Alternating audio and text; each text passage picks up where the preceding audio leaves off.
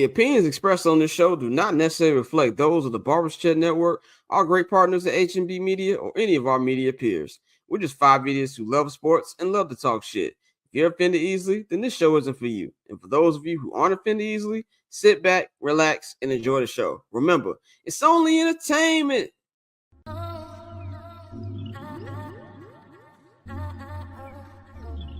So cool.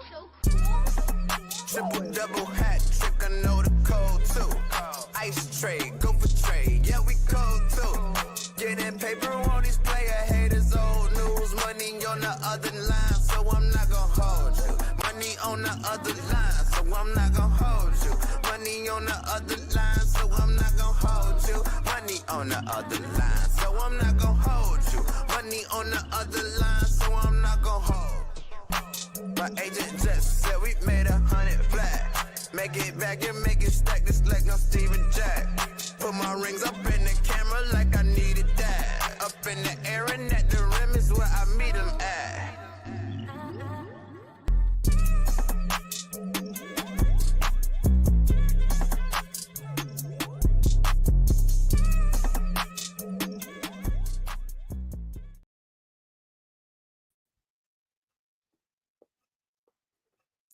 Ladies and gentlemen, what is going on, man? It is Friday, November 22nd, 2024, and welcome to another edition of I'm Not Gonna Hold You.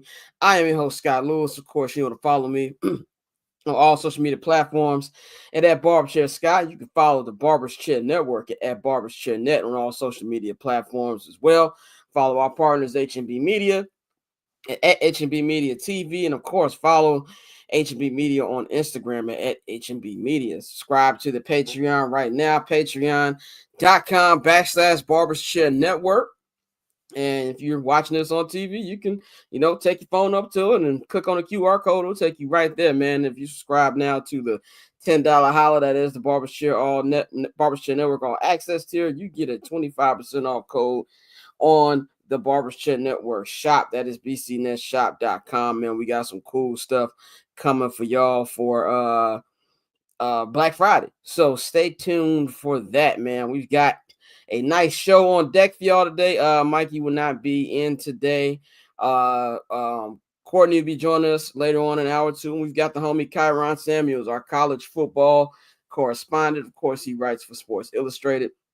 He will be joining us an hour or two to talk about, some of the big stuff going on in college football, man. But right now, I'm going to bring in my co-host for the week, for the show, Dante, and fresh off Barbers Chair IR, JR Bang. How are you gentlemen doing today?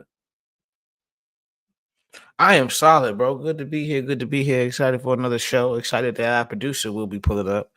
So I ain't got to do shit. But I'm doing great. Man, I'm just thankful that y'all can understand me talk right now.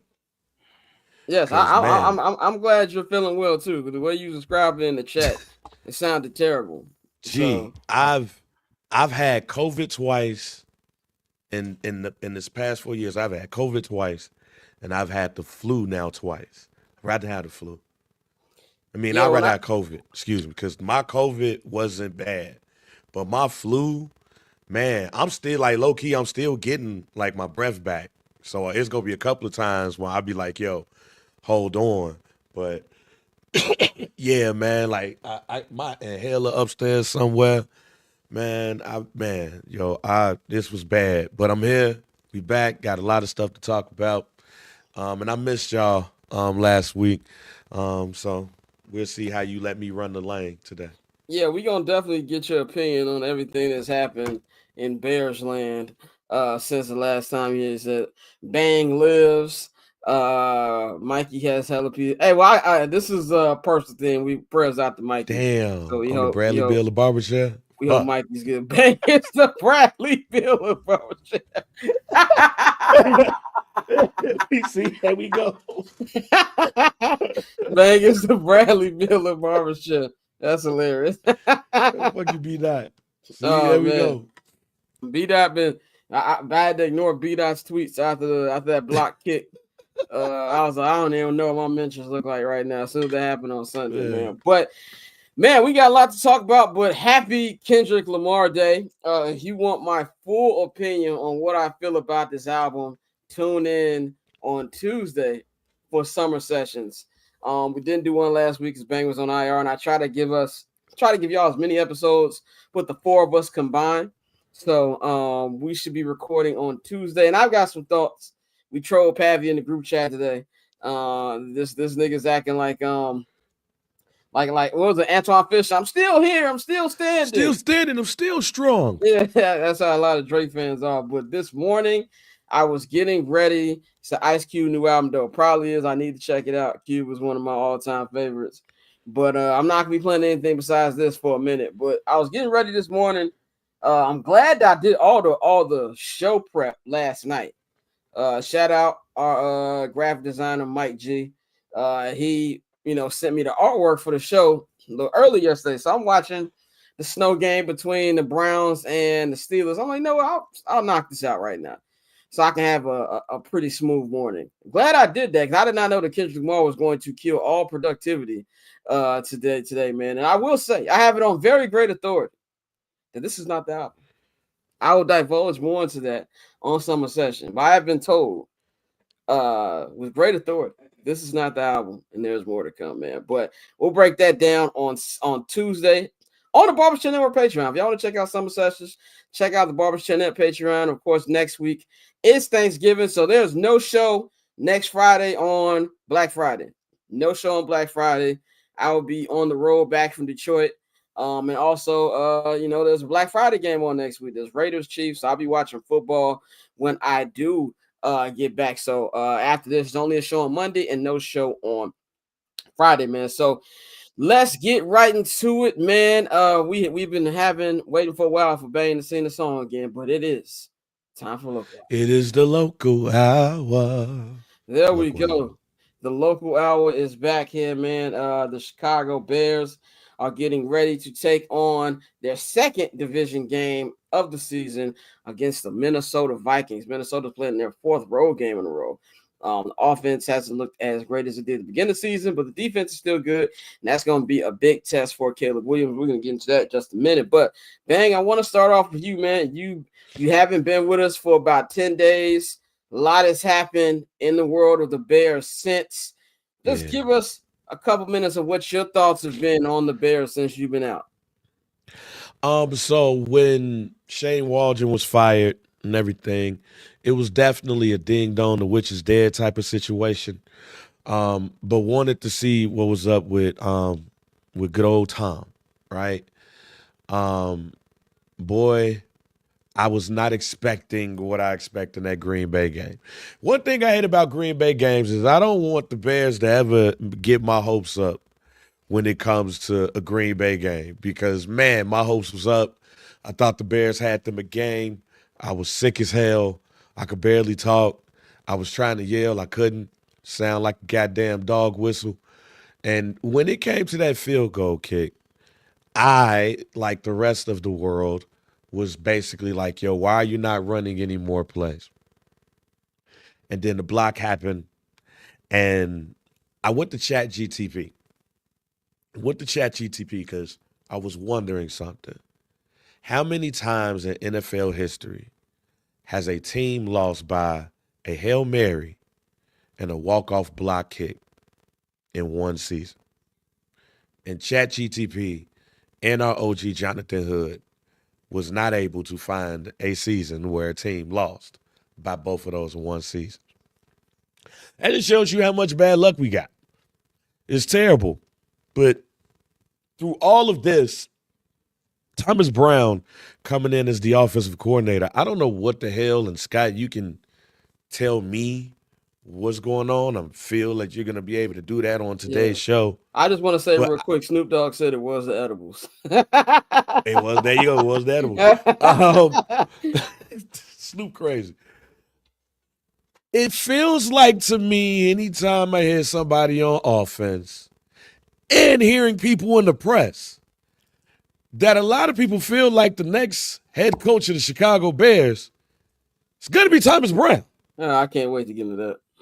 And I'm not so sure about that. I'm still placing my bet on Joe Brady, but it just shows me how much or the lack of enthusiasm it must have been, not just during this weird time, but all season long, that one man could come in there and all of a sudden people are invigorated. So I don't know what's going to happen. I still place my bet on Joe Brady, but it does give me hope for at least the rest of the season. There might be some fight.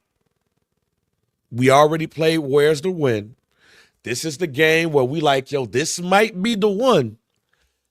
All I want to see is some fight out of this team. Win or lose, I just want to see, like, they're not quitting. Because between the Arizona game, or really the Arizona game, I felt like that team quit starting then. And we waited to go up against our rival to not show quit. But the way that we lost, we'll see how we bounce back this week against Minnesota. But I want to see this team fight. I want to see this offense have some type of clarity of what they want to do and actually do it. I want to see the Bears compete.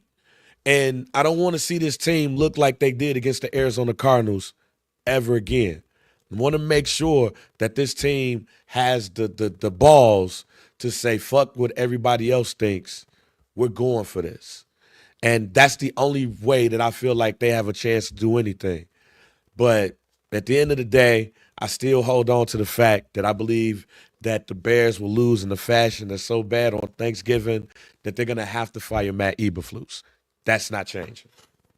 I'm still stick with what I don't think it's going to be a blowout next week. I really don't. But I do say this. I will say this. Bang. I do believe that if there is a blowout and they lose on Sunday, that I believe if there's any shot for them to fire him, that would be it. I want to stay on this Thomas Brown topic, even though it's the third topic on the rundown. I'm going to skip it because it's my show and I can do the fuck I want. We're going to go right to that. So this is the thing with the Thomas Brown thing, man. Shout out our guy Braggs. Braggs said Thomas Brown preparing himself to be the next head coach of the Chicago Bears. If you know anything about Braggs, Braggs does this to get the people going. But I just feel like it's a new energy with the offense. When I was up at Hallis Hall on Wednesday, I really felt like I'm just here so I won't get fine energy from majority of the team, more specifically the defense. The offense kind of feels like this is a new opportunity. I believe if there was any life on this team, it was more from them. Caleb was a lot more upbeat, but I give Caleb this. For the most part, Caleb's always upbeat. Caleb is an upbeat type of guy. I haven't seen him get real low or anything like that. And especially after the game. It was funny when after the post game and after they lost to the Packers, and Dan Wiederer said, you had such a great game and you still come out of a loser. How you feel that? And then Caleb like, whoa, he's like, I'm not a loser. Basically had them niggas lost. I didn't. That's what I'd say from that. But it feels like there's just a different voice. And, I heard him last week, Thomas Brown, when he did his debut press conference. Then this Thursday, I wasn't there yesterday. We did his press conference. He gives off real Mike Tomlin vibes. Now, obviously, I'm not comparing the two coaches, but just how they sound. Like they're football guys, no nonsense type of guys. And there was even some talk when we was up there for open locker room on Wednesday. DJ told, I don't know if it was Nicholas Mariano or if it was Deion Miller, but DJ told one of them, like, yeah, the players got called like they should have been called the first couple games of the season, So there was definitely some shots there, and stuff that you feel that maybe if he was offensive coordinator from the beginning, a lot of this would have changed. But I'll say this about Thomas Brown. We're gonna get into head coaches and stuff like that in the middle, but I don't think he's gonna be considered unless this offense is just like amazing these last 7 games. If it's off the charts, I'm talking 24 points a game type thing, and there's some camaraderie. Caleb is looking great. Offense is looking smooth. I think he'll at least get an interview if it looks like that, because this right here. We're going to have to get an interview. He black. Well, we got. Yes, that's true. We got to interview him. He black. We got our nigga here already, so we're going to interview him. But I mean, like an interview where he'll be actually seriously considered if the offense really takes off these last couple of games, because this is a audition not just for the Bears but for other teams. They asked them. I think somebody asked him, like I think it was Hogue. Adam Hogue asked them, how do you think it's possible to get this team to play play your style by the end of the year? He said, I don't know. Unfortunately, I don't have that much time. So he's aware of it. And this is a guy who was getting head coach interviews last year.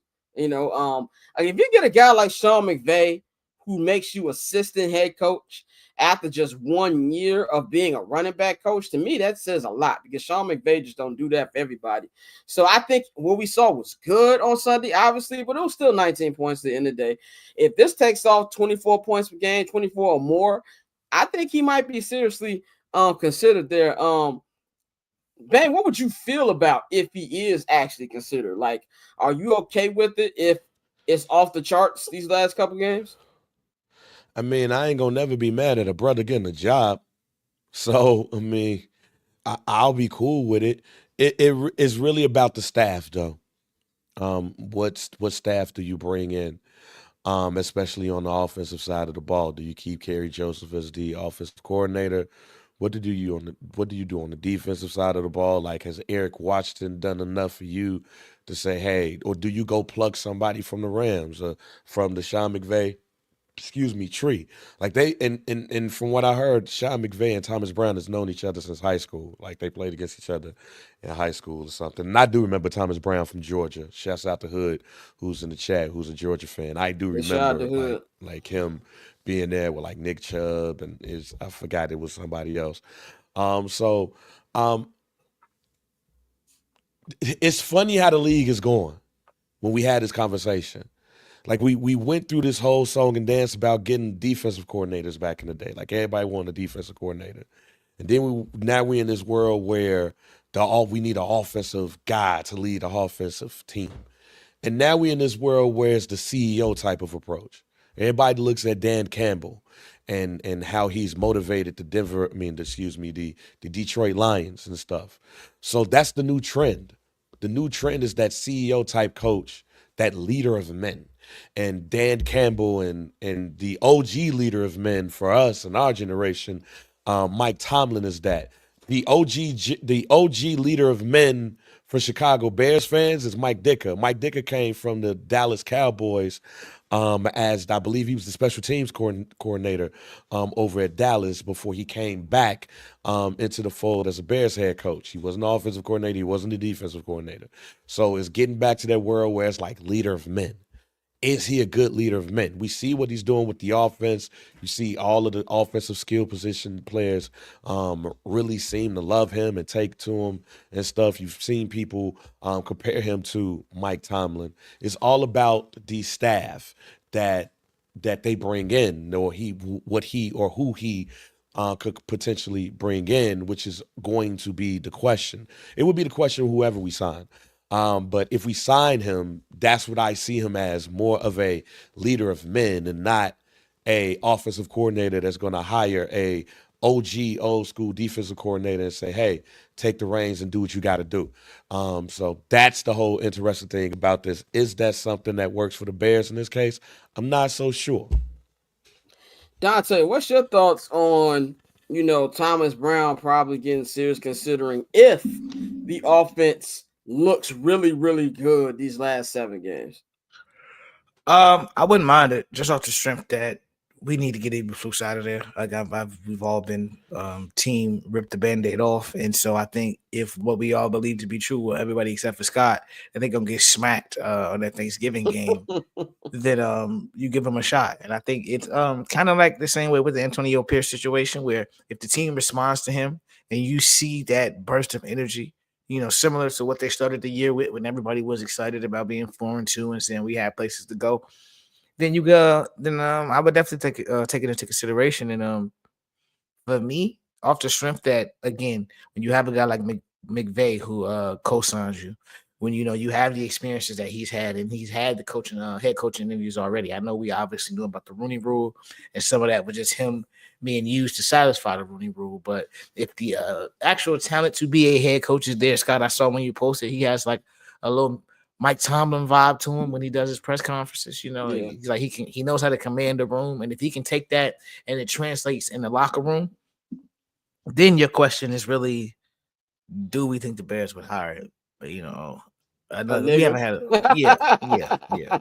Because I mean, They ain't had obviously a we black had head Lovey. coach since Lovey. Yeah, obviously we had Lovey, but it's one of those things where it's like, do you trust this franchise to then turn the keys over to him? Because if you get that spark, like we're all sitting here saying they're only going to win one more game, but if they're able to go on the run and be competitive and compete for a playoff spot after you fire Flus, of course, then you got to ask yourself, is this something we can build on? But I would hope so, but I don't think he'll get the shot.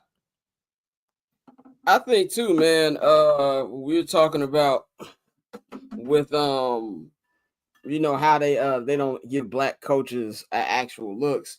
I think too, man, when it comes down to Lovey, this thing with all the coaches, outside like Mike Dicker, even with Lovey, as good as he was, they were company men. You know what I'm saying? Like, and I don't know too much about Thomas Brown outside of what we had these last couple weeks.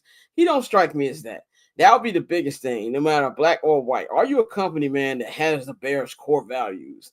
That's what I think is what is ultimately going to come down to, man. This next topic, man, I want to go back to the players because through this whole 4-game losing streak, we've been talking about coaching this, Flus this, Waldron that, Thomas Brown that, Eric Washington that. Are we letting the players off the hook? I had a nice Twitter debate with my homie Shy Lando on Twitter. Follow him. That's the homie. We were talking about, he said that he had no problem with how Eberflus handled the final situation with the kick, and he said that's on the players to execute better. And he said it got me to thinking, how much more blame should be put on the players? And I think that, I kind of agree with what he's saying. I still think that they should have got closer. You got one timeout left. You got 36 seconds left. You got enough time to get a couple more yards to get that. Having said that, that was in Kyron Samuels' wheelhouse. He definitely can hit a 46-yard, and he's hit it. I mean, he hit a 53-yarder early in that game. So, yes, he does have to make the plays. But I do feel like it's on the players to execute the plays, but it's also on the coaches to make the job easier for your players and eliminate as much trouble as possible and to make the situation as easy as possible. And I don't think Matt Eberflus has done that. But I said last week on the show, or not last week, but on Monday, the defense isn't doing enough. And obviously, the offense, they look better on Sunday, but they're not doing enough. I found it very funny that a couple of screenplays they got called were the same screenplays that Shane Waldron called. But niggas was blocking this time. I don't know if there was like, okay, Shane's not my guy. I'm not going to block as hard here. So I do believe the players probably should get a little more blame than what they're getting. But when coach is so bad, that's pretty much what you're going to get from it, man. Bane, what you think? Are we letting the players off the hook? No, I think we're not letting players off the hook. You got people out here that's talking about some we should trade Keenan Allen. He's washed. You have people that is calling Caleb Williams a bust, and the season is not over with yet. You had people out here that was wondering out loud, why did we get DeAndre Swift? Every other day we're still tearing the offensive line another asshole. We're killing Ryan Poles for the situation with the offensive line. I don't think that we're letting the players off the hook because even like effort or no effort, they still was getting their ass beat in those cases. And then also you do have to be a bit, I don't want to use the word sympathetic. It's another word that I feel like I could use here. But when you look at what happened at the Hail Mary, like that's when we really started having a question about effort, the Arizona game. Like coaching, it says a lot about coaching and the culture of the team when you have a situation that happened and then they go out there and lay an egg against the Arizona Cardinals and against the New England Patriots. That's coaching right there. And if you have a coach that the team respects and get the most out of the players, that don't happen. So Could the players give more effort and all of that? Yeah. But that also goes into coaching. And that's why Thomas Brown is getting so much love right now, because he's pretty much said, like, hey, man, whatever was going on before me ain't really happening, and I'm holding people accountable. So if you're not holding players, if you're not holding anybody accountable, you're going to get what you get. Like, I done had this conversation about 4 or 5 times today. Like, if you're not holding people accountable, you're going to get what you get, and you can't blame your employees. That's on you. So this is not even a Waldron thing. This is a Matt Eberflus thing. It just shows you the culture and the post that he has on the team, and the lack of fire, I believe, that he's putting out there. He's too nice to these niggas. He's too much of a players coach. He got to get away from that. And when Thomas Brown is doing it, that's why you see him come in press conferences looking and feeling different. Yeah, I agree with that. I agree with that too, as far as, well, with the players. I guess like the effort too is also, I think what Shane O'Mac was talking about, effort. I don't think that was my one issue with it, where I'm not big on, like I said, I don't really care about body language like that. But I do believe that DJ has had some bad body language this year. And I feel like he just ain't been fucking with Shane Waldron from the jump. But it was just some crazy comments I saw too. I feel like maybe the players should have get a little bit more criticism than they get when Keenan Allen said, "Oh, we're not being coached hard," and we knew that in OTA. It's like, yeah, you need to be coached hard, but at the same time, y'all professionals too. Like, I don't think you need somebody to make y'all to play harder. Maybe I'm being naive with that as somebody who's never played a sport before. But that was some things that kind of looked out to me. I feel like, DJ's, effort sometimes wasn't the best. But besides that, I think that the criticism is rightfully at the feet of the coaching staff. Dante, what do you think? You think we letting the players off the hook a little bit here? I don't. I think maybe in that instance, that final play, the execution there, we letting them off the hook, saying, just putting the emphasis on Flute should have been able to get more yards and get them closer, which is also true. Saying, oh, well, Santos likes his kicks on the right hash. Why wasn't he on the right hash? That could be seen as, letting them off the hook a little bit. But I think more than anything, no, I think a lot of times we talk about how they haven't been put in position to succeed, and all that is because of the coaching. So, it's not, my whole thing is always, there's nothing wrong with saying the truth. It's not an excuse if I'm just providing context. There's a difference between the two. So, a lot of times when we have, pinpointed the coaching and different things that they've done that we don't agree with, and, seen the results and the failures, I don't think that's letting the players off the hook. Like, James Jones, when he got dropped into coverage in Cleveland, he shouldn't have fucking been there. That's not we let the player off the hook. He got to make the play. No. That play shouldn't have been called. In a lot of situations that they've been put in by the coaching staff, they simply shouldn't have had to deal with. So I don't think we let them off the hook too. I don't think we let them off the hook. I think it's more of a situation where we know what the issue is, and it's just every week we seem to get more evidence that feeds that point. Yeah, Orlando said it. He said, we're not letting the players off the hook for the simple fact the head coach falls short on the details every time. One thing that stood out to me yesterday, too, watching the press conferences from Thomas Brown, Eric Washington, and Richard Hightower, why do all three of them sound more like head coaches than the actual head coach? I feel like that's something that is very odd to me that stood out. And one thing I'll say about Flus, Dante, I don't know if you saw Fluke's interview or press conference on Monday. It sounded like the nigga got punched in the chest. Like, usually he's still upbeat, his usual Fluke stuff. Yeah, he's whispering. Like, usually it don't matter. These niggas lost 14 in a row. Crossover from 2022 last year, and he was still coming there upbeat.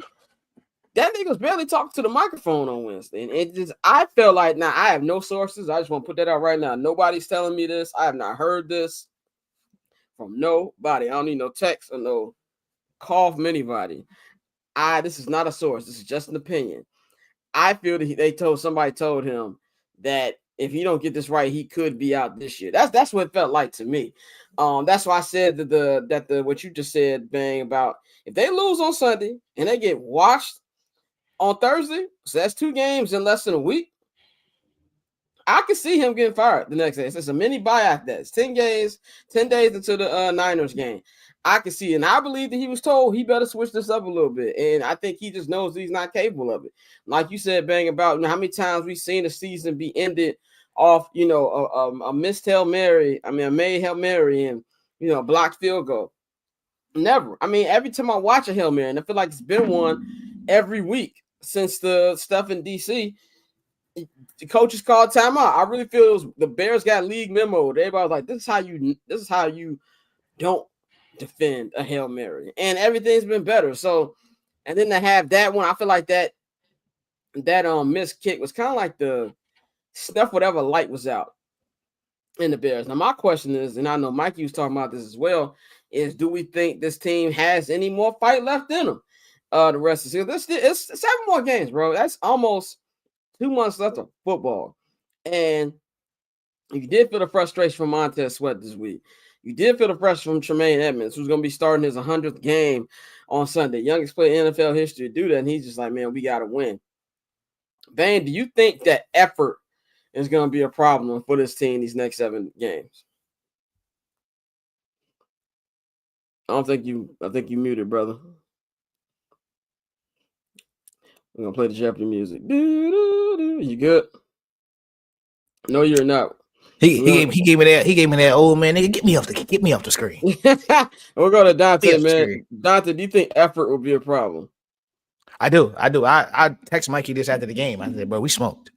I think that's why the Thomas Brown thing is interesting, because if he can truly connect with them and gets them to, turn, pick up the pace, push, add more energy, then that does change things. But no, I think right now with Flus at the helm, you're going to get a dead football team. They're not, because they already know what to expect. It's more the same. A lot of the, unpreparedness that we've seen from this team, that falls on the head coach. And so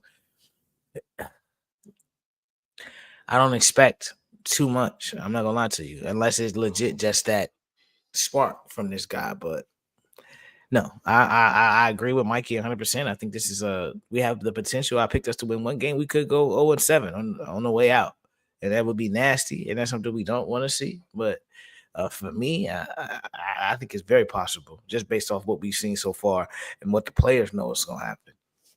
Bang, are you back? I don't think you're not back, brother. Is You're your not microphone back, plugged in?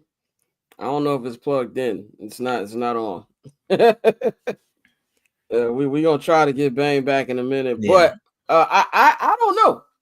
I was thinking about that too. I don't know if effort will be there now. I do feel like a lot of the sales got a lot of win got knocked out. The sales on Sunday. I mean, all of us. And I can only know it's worse for the players, obviously, because they're the ones putting in the hard work and going to practice, being in the facility every day, and they're the ones getting hit. But at the end of the day, they're still professionals, man. And I think that if they can get a win on Sunday, that they'll at least try.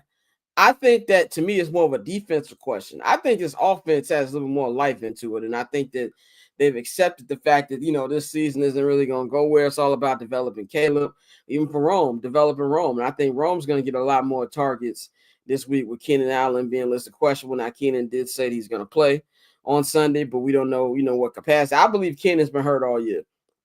Keenan has moved very, very slow. I think that that was a problem at camp. They had him miss a couple games after week 1. It's still been a problem. But, Rome's going to be able to get a shot. You got all these offensive players who feel like, okay, we got a guy now who actually knows what he's calling.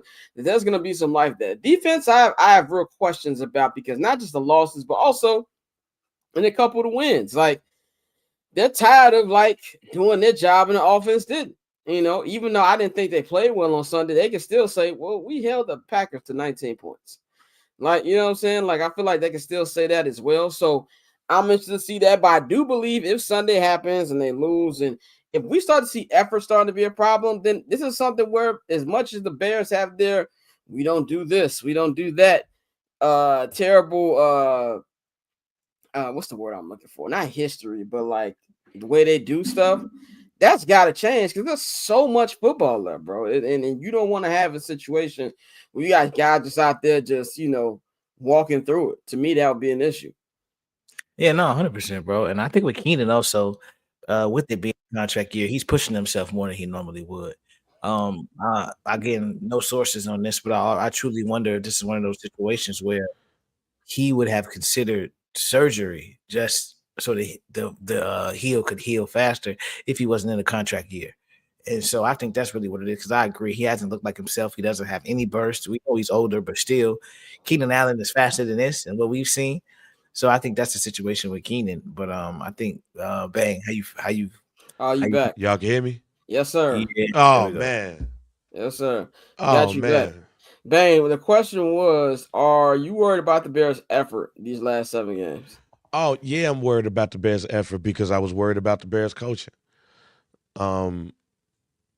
These are professional players, and being they're professional players who had a goal in mind, if you see the coach not giving his maximum effort, you're probably not gonna do the same thing either. So, but again, like I said, that Washington game, that takes a lot out of you. And then you go into the Arizona game and you hear him say, "Yeah, the score. What he say? Well, the score is the score, but we're in this together." Some shit. Yeah, the score is the Like, score, and we've got each other. yeah, but we got each other. And then you go against New England and you lay the egg that you laid too. That's coaching.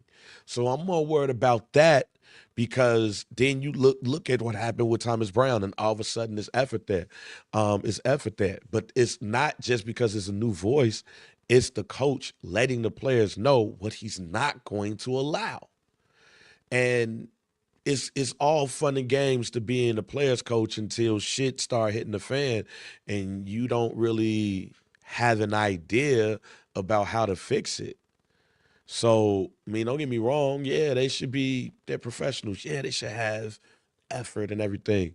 But it lets you know the coaching that's there and what they're gonna bring. And you said something before, my shit started going haywire, is that the coaches around Eberflus sound more like head coaches than he do. I don't think nobody in Hallis Hall told that man you might get fired. I think he sees that though. Mm. And I think he's confirming what a lot of people said is the reason why other people didn't get hired, because of intimidation. He's confirming that by coming into the press conference looking like somebody stole his cat, but everybody else is coming up here with the rah rah, and this is what we're gonna do, and sounding like Mike Tomlin and all of those things. Look, you can hit folks with the goddamn remember the Titans quotes all you want to. At the end of the day, you got to get out on that field and make sure that you're leading a field of men to go out and play these games. And on the offensive side of the ball, it says a lot about how that offense came out against the Green Bay Packers. This is for Hood. Yeah, and to answer Joseph's question, he's curious to see how Soldier Field looks. It's gonna look the same. One thing you gotta know about Bears fans, niggas is gonna show up. Like, I don't think they gotta worry about nobody not showing up. These are a lot of season ticket holders. There's gonna be people who've never been to a Bears game who might want to get some of them tickets. I think they'll be fine on that one, man. Let's go to the next topic. We got all these different coaches who are gonna be coming up. Adam Schefter said on Pat McAfee that he expects no less than 7 coaches to be fired. It might even go as high as 9 be fired, man. But my question here, we've been talking about this, I think, in the chat all week. Are you hell bent on having a specialist, an offensive specialist, be the head coach, or should it be more of a culture builder? I know it's doesn't look that way now because everybody loves him. And it's Dan Campbell. People forget Dan Campbell was laughed at when he had his presser, when he was introduced by the Detroit Lions. Oh, Lions being the Lions again. Who's this guy? He's a meathead. He's gonna be fired in a year or two as well. And now we look at him as one of the best coaches in football. What is he? He is not an X's and O's guy. He is a culture builder. Even though this is in college football, Deion Sanders, culture builder. Mike Vrabel, culture builder. I think when it comes to specialists and culture building, I think both can work. I think for me, why I've been on the I want to give an offensive guy a try is because of the Caleb Williams development. With a culture guy, to me, you got to hope that culture guy gets the right offensive coordinator, especially when you got somebody like a Caleb Williams who is going to be going in his second year and probably entering into a new system. So you want to keep things as simple as possible for you. I think that if he was a vet already, I would 100% be down with that. Now, you can sell me on this combo that got floated out there this week. That'll be Mike Vrabel, head coach, Brian Daboll as offensive coordinator. You can 100% sell me on that. Well, who said that? Well, these are just names being floated out. They had a couple. Boy. This is not like a legitimate, report. No, not an actual report. I think it was on Waddle and Sylvie. They were floating stuff out. So I'm just, you can float that shit somewhere else. We ain't paying none of them niggas. We gonna pay the same amount of money we would pay both of them to do those jobs. That'll be the whole coaching staff's. That'll be the whole coaching staff salary. Mike Vrabel and Dayball. Boy, we ain't them. Hey, I'm just telling you what people talk about, man. I ain't say it's gonna happen. I said, could somebody sell me on hey, would you like to spend the night with Rihanna? Of course I would. You can sell me on that. I'm not saying it's gonna happen. You know what I'm saying? Hey, boy, that's what I would like. They just Madden. Yeah, it's Madden. You know what I'm saying? I just say go get Sean McVay, nigga. Like, I know, this is just stuff. I saw somebody say we should trade for Sean McVay, trade for Kyle Shanahan. Like, come on now. I'm not giving. You already have a talent problem on the offensive line. You're not gonna give up more picks. But my whole thing is, I just want them to hire the right person. I really don't matter if it's a specialist or a coach builder. But I think for a team that makes as many mistakes as this organization make it simple for them and just get the offensive guy. Bane, doesn't matter to you for the next head coach if it's a specialist or a culture builder. No, it just matters you know how to do the goddamn job. Because even if you are an offensive-minded coach that get this job, you got to get the defensive coordinator hire right. Like that you still got to do that right. Like, you can't just hire an offensive-minded coach and then be like, oh, let's go hire Joseph Lewis as the defensive coordinator. I think we're gonna do a good job. Like, no, you still got to go out there and hire the right person for that side of the ball.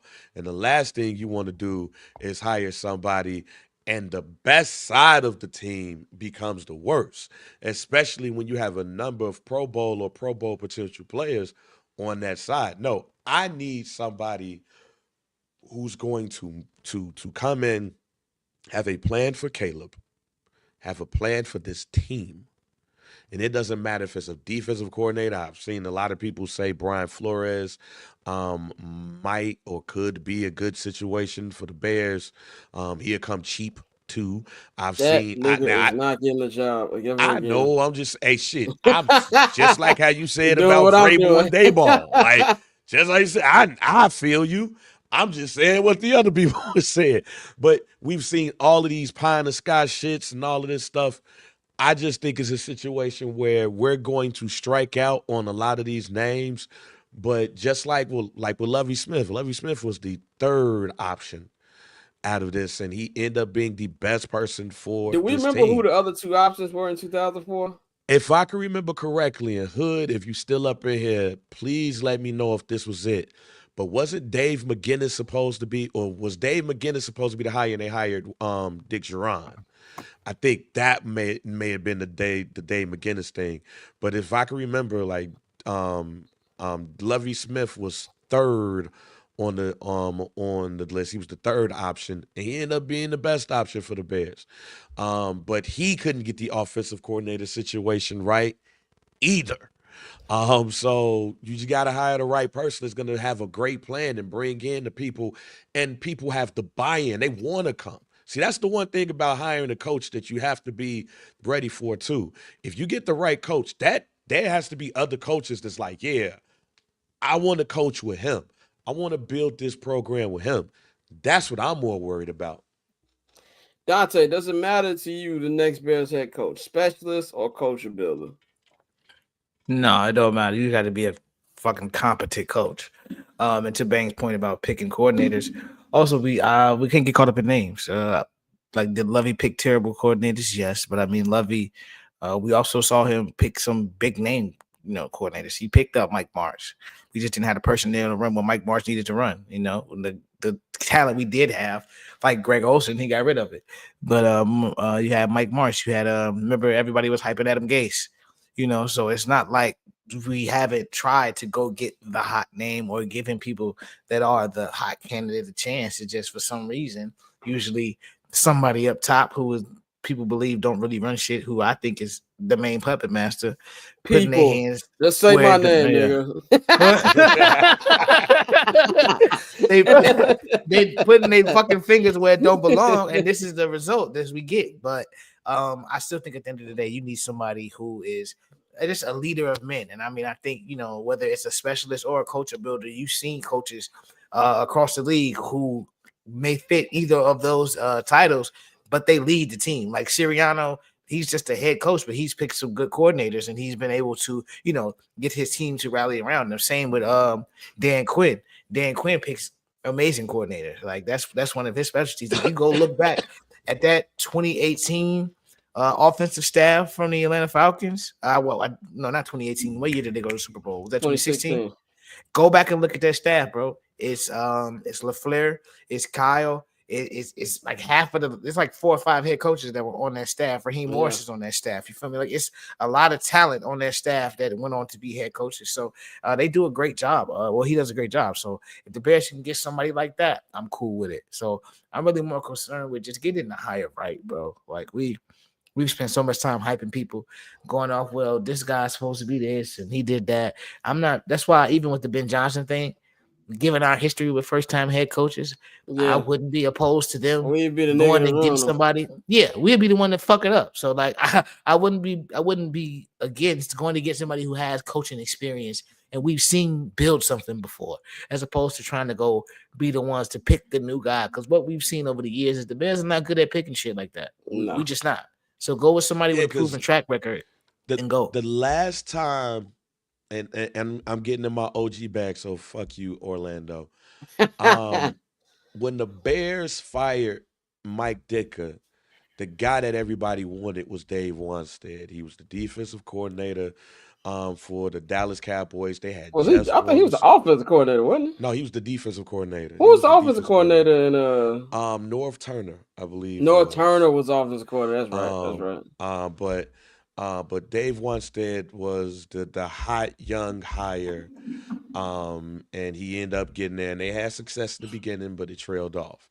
And then you went into that situation where you was trying to replace him with some of those people, and they just wasn't coming. We had talked about the Dave McGinnis thing there. Like the good thing about Ben Johnson is like I had said a couple of weeks ago, you go get Ben Johnson. Do you cripple? Do you hurt the Detroit Lions? Because one thing, don't get me wrong, I know this is weird because what I be saying about Detroit, but I have become a fan. I've become a fan of the Detroit Lions coaching staff, right? Okay. I like the hype that Aaron Glenn brings, and I like how smart it seems like Ben Johnson has in grooming and growing Jared Goff when he was basically thrown to the scrap heap by Sean McVay, right? Ben Johnson gets him a job, and Aaron Glenn seems like to have the damn New Orleans Saints job on lock. Who replaces those people for the CEO coach, right? Like who is next up if Ben Johnson and Aaron Glenn does leave? And do those people want to go with them to New Orleans and insert team here for Ben Johnson respectfully? So that's another thing that you want to think about as well, is who comes, and depending on who you hire, if it's somebody that's in division, how much do you hurt that team by basically poaching their staff? Yeah, I agree with that too, man. I do think that when it comes to like the Bears and Ben Johnson, like Orlando just said, Ben Johnson ain't bringing that O-line with him. You know what I'm saying? That's a big factor here. That offensive line they got in Detroit is not coming with Ben Johnson if it does come. At the end of the day, I still got Ben Johnson very high on my wish list. In fact, he's probably still number one unless a certain coach in San Francisco gets let go. We'll talk about that more in the second hour. But yeah, that's how I feel about that, man. Let's go to our final topic here on the local hour. We're gonna have Kyron Samuels join us in about 10 minutes to talk some college football, man. But let's get into this Bears Vikings preview today, man. So the Bears got second division game and you know, against the Vikings. It's funny because this came so late in the season. We thought earlier in the season, schedule drop. Oh man, we perfect time to play them because we'll be into it. No, nigga, you're not. You're not at all. And now we're here with lump after lump, man. But the Vikings coming to this game at 8-2, man. They are number 2 in the NFC North. This is their third game in a row. Third game on the road on the road. Offense has not been looking as good. They have not scored over 23 points in a month. That was the last time that they scored over 23 points. It was against the Lions. Feels like Sam Darnold's getting slowly back to who he is, but Justin Jefferson is still a problem. Jordan Addison is still a problem. Aaron Jones has been a problem, but this defense is the biggest problem here, man, for young Caleb Williams. But before we get into Caleb, what do you think? What is there to be gained with these next 7 games? And I think for me, and then this is gonna sound probably naive, just fan, but I think you want to finish off strong. Nobody wants to finish with this record they have right now. Nobody wants to quit and see this team just out there going through the motions. And I think there's a lot more to prove on the offensive side. For the defense, man, I think you want to keep those top rankings. You want to make yourself feel like, tell the front office, show the front office, like, we're doing our part. And if you get the right man in here to lead this team, then we can the sky be the limit. And that's how Eberflus kept his job last year, seeing the strong way that the defense closed and was able to have all those turnovers they had towards the end of the season and be able to win the extra amount of games that they won. They won 7 games last year, a total that I don't think they're going to win this year, which is crazy. If you told me a couple months ago, oh, they're going to win less games they won last year, I thought you were a madman. There's no way.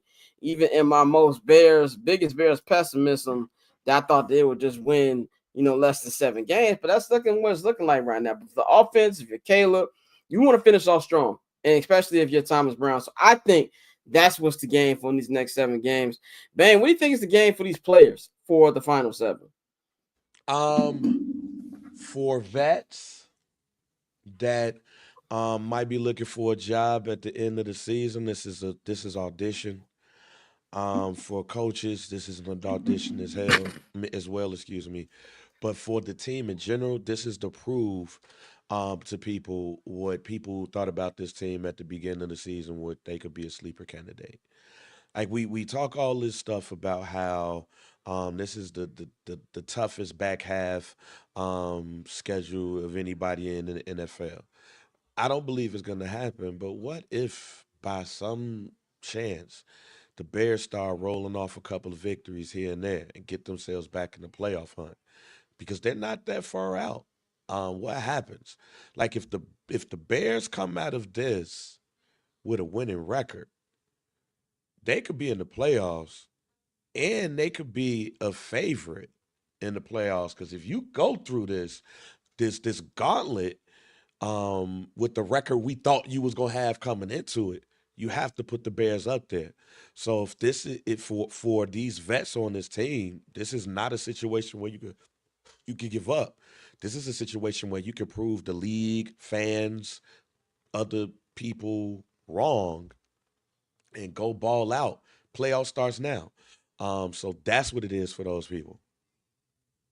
And I think you said something real interesting there, because I do feel like if they won more games, then I feel like the Flus evaluation continues.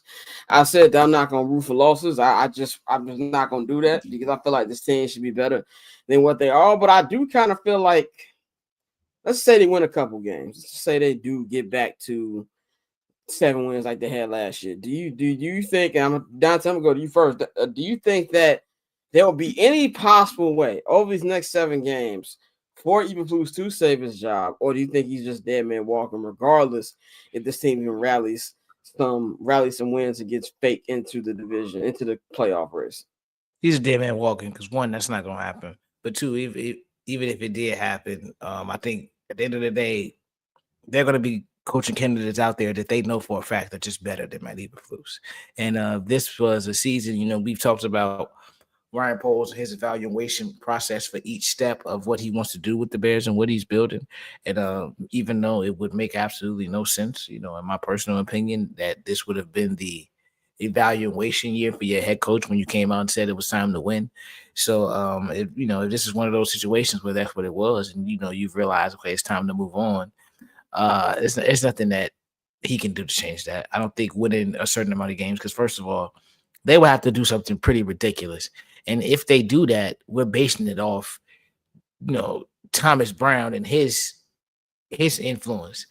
That's what we're expecting it to be. We're not expecting it to be Matt Eberflus suddenly learning how to coach in week fucking 11. Like I don't see that happening. So it's one of those situations where as far as Flus, I'm sorry, with the vets and what they can gain from this. I understand you don't want to root for losses, but I kind of just wanted to just blow up in their faces so we can just move on with the process. Because I'm tired of the 1 foot in, 1 foot out shit. Like I'm tired of, we came back and won 8 games. If we just had a little bit things break our way, they could have been 10 games, 11 games. We've been saying that for a while. So, I don't want to see that at all. I just really want mainly players staying healthy. That's my biggest thing. That's really all I got in terms of what is to gain from these next 7. Caleb getting more experience, getting more reps, because just reps at the end of the day is what he needs. Quality reps, of course, but reps, to get work on some things as he continues as a rookie quarterback. But as far as this team, bro, I don't think there's too much to gain, except in reality, probably more to lose. Because if you win games, then you have to still have this conversation about this coach that shouldn't be the head coach. So, like, why even entertain that? Man, do you think the evaluation for Flus is still going on, or do you think he can save his job from getting a couple wins? But like you said, they're not all the way out the playoff race yet. Oh, he could save his job by kicking everybody ass in his back half of the season. Look, how could you not save your job if you beat Minnesota, if you beat Detroit on Thanksgiving, if you could sneak out wins against the NFC West? And even if you lose to Detroit and Minnesota in the back half, if you defeat Green Bay, like, yes, he has a chance, which is why it's disappointing to see his ass moping around here like somebody stole his cat. Like, no, this is supposed like I told one of my employees a couple of weeks ago, you playing with house money. He playing at this point, he playing with house money, and that's the only money he got left. So burn that bitch out, man. Start betting on black, and hopefully that bitch keep hitting. If it don't, you gone anyway. So he got to stop moping, stop tucking his nuts, and really go out there, because it's definitely a chance.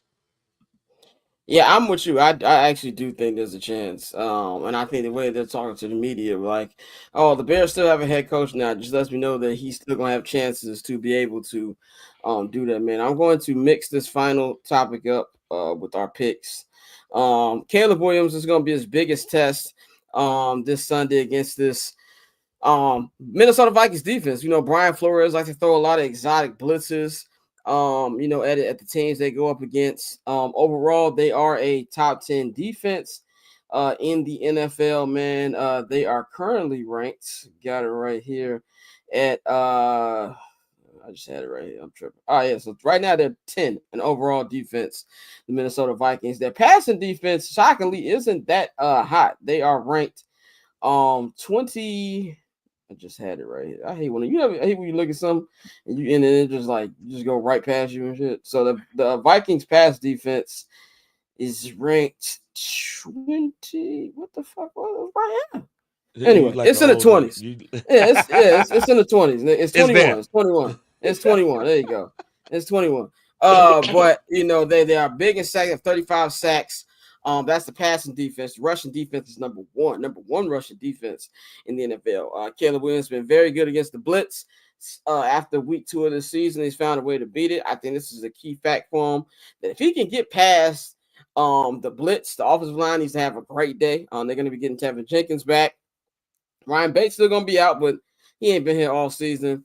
I think that this is something where if he passes this test with flying colors, the sky's the limit for the rest of the season for what he can do, just because, Brian Flores and the defense are very good at confusing our quarterbacks. Even though their pass defense is the bottom of the league, they've had interceptions the last 5 games. So that's a big stat right there as well. I'm expecting a big game from Caleb. I think he's gonna have a big game. I think that this is something that Thomas Brown has, drilled into him and saying what they need to do. I actually expect the playbook to open up a little bit more than it did last week because he only had 2 practices. They've had over a week now to plan things. And of course, obviously, the Vikings are going to be more prepared as well because they've got film to look at, man. But I think that his running game is going to be a big part of how this game goes. I think he's going to have 2 touchdowns. I think he's going to have 1 passing, 1 rushing, and I do think he's going to throw a pick. I think that pick streak comes to an end as well as the touchdown little streak does too. I think that the Vikings will carry that up. But also, the Vikings are probably tired of being on the road so long, and this is something they need to take advantage of. And I think they match well with the Vikings. And I feel offensively, if the defense can come out to play, that they can make plays on Sam Darnold and make this a very close game. I said on Where's the Win that I said the Bears are going to win 2 more games, and I said one of them was going to be against the Vikings, and I think that one's going to be this Sunday. I think that the Bears loser streak comes to an end. I think they win 21-14 on the lakefront this Sunday. Bang, tell me what you expect from Caleb and what your final score is. Man, I believe this is going to be a good game for Caleb. Not a spectacular game when it comes to numbers, because I do believe that this is going to be a low-scoring game. I think this is going to be a defensive-minded game. But I don't think Caleb is going to make too many mistakes to put the Bears defense in a weird position. I also believe that the Bears defense feels like that they need to step it up this game as well. I just don't think it's going to happen. I think the Bears are going to lose 17-10 and get ready for Thanksgiving. 10 points would be rough for this team right now. Dante, what do you expect from Caleb this week, and what's your final score? I was about to say, brother, I don't have much more for you. Well, I was going to say 14-17, but I think with Caleb, we're going to see him get the ball out quick. I think if they do win this game, it's going to be one of those things where this will be the best call game we've seen all year from Thomas Brown and that offense getting the ball out quick, dealing with Flores and his blitzes. He kind of got like the water boy shit going on. He see every quarterback and see Tua. So, that defense is going to be all over the place flying around. We know how they do. But if they do win this game, it'll be because of the game that the play calls is that they scheme up to stop that blitz and neutralize it. But I'm a bang. I don't think that's going to happen. I'm going to go 17-14 Green Bay. I think it's going to be a low-scoring game. I think Caleb won't look bad. But in terms of putting points on the board, I think they're going to struggle to do that. So I'm going to go 17-14 Vikings. All right, man. That's all we got for the local hour. We're going to take a quick 1-minute break. And on the other end, we're going to have our guy, college football correspondent, SI's own Kyron Samuels, joining us to talk, things happening in college football this week and get ready for this upcoming weekend in college football, man. We'll be right back in 1 week. I'm on 1 week, 1 minute. I said 1 week. We ain't coming back. We ain't coming back, nigga. So cool. Triple double hat trick, I know the code too. Ice trade, go for trade, yeah we cold too. Getting paper on these player haters, old news, money on the other line, so I'm not gonna hold you. Money on the other line, so I'm not gonna hold you. Money on the other line, so I'm not gonna hold you. Money on the other line, so I'm not.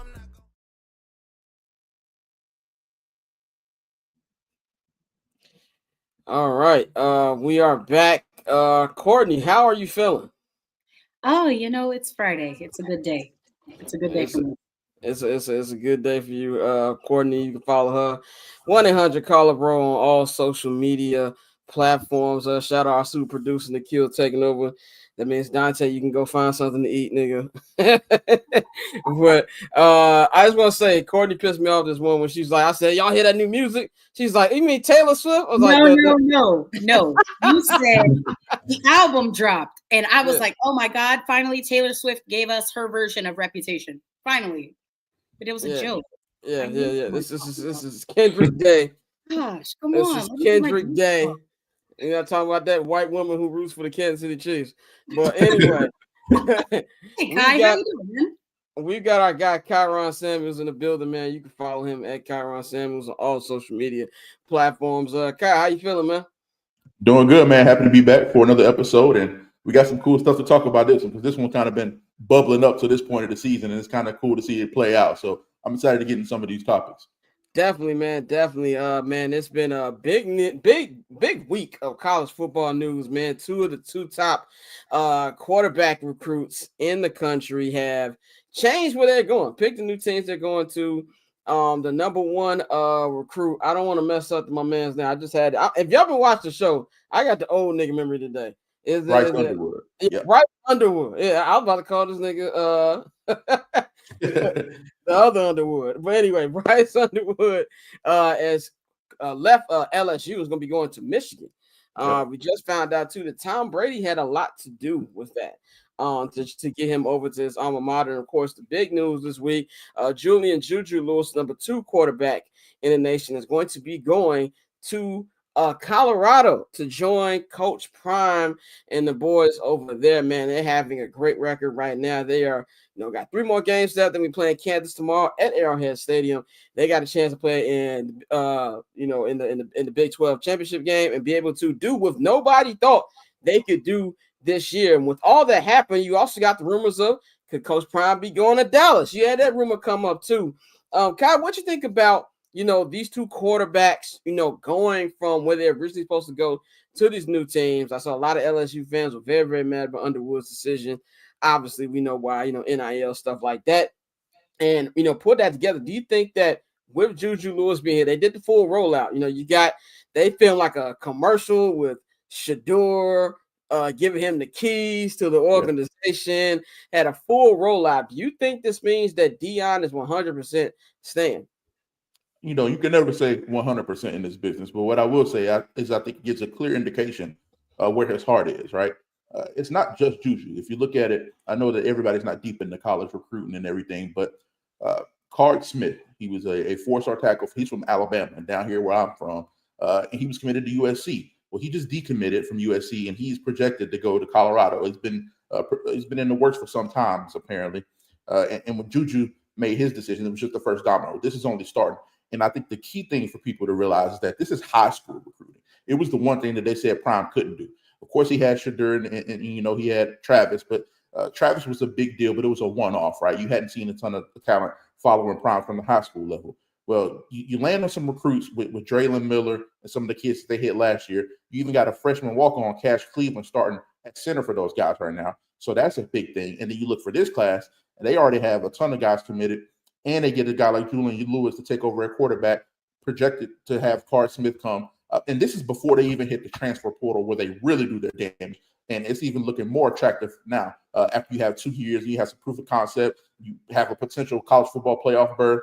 You have a potential Big 12 championship game berth. There's a lot to play for here, and it's only going to help the recruiting. But it's a big deal for Colorado to have that kind of foundation set for the future, and knowing what they can do in the transfer portal, because they went and added guys like LaJohntay Wester, and Will Shepherd at wide receiver, and that's just on one side of the ball. I'm just talking about one side of the ball, one position group. So big for Coach Prime and those guys, and it's also big for Michigan. I'll throw a little bit in there.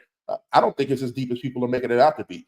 LSU's looked like shit the last 3 weeks. You look really bad against Alabama. You get blown out in front of Bryce Underwood and 300 other recruits, and you follow that up and you get beat by Florida. And you didn't just get beat by them. You got your ass whooped. You got dominated.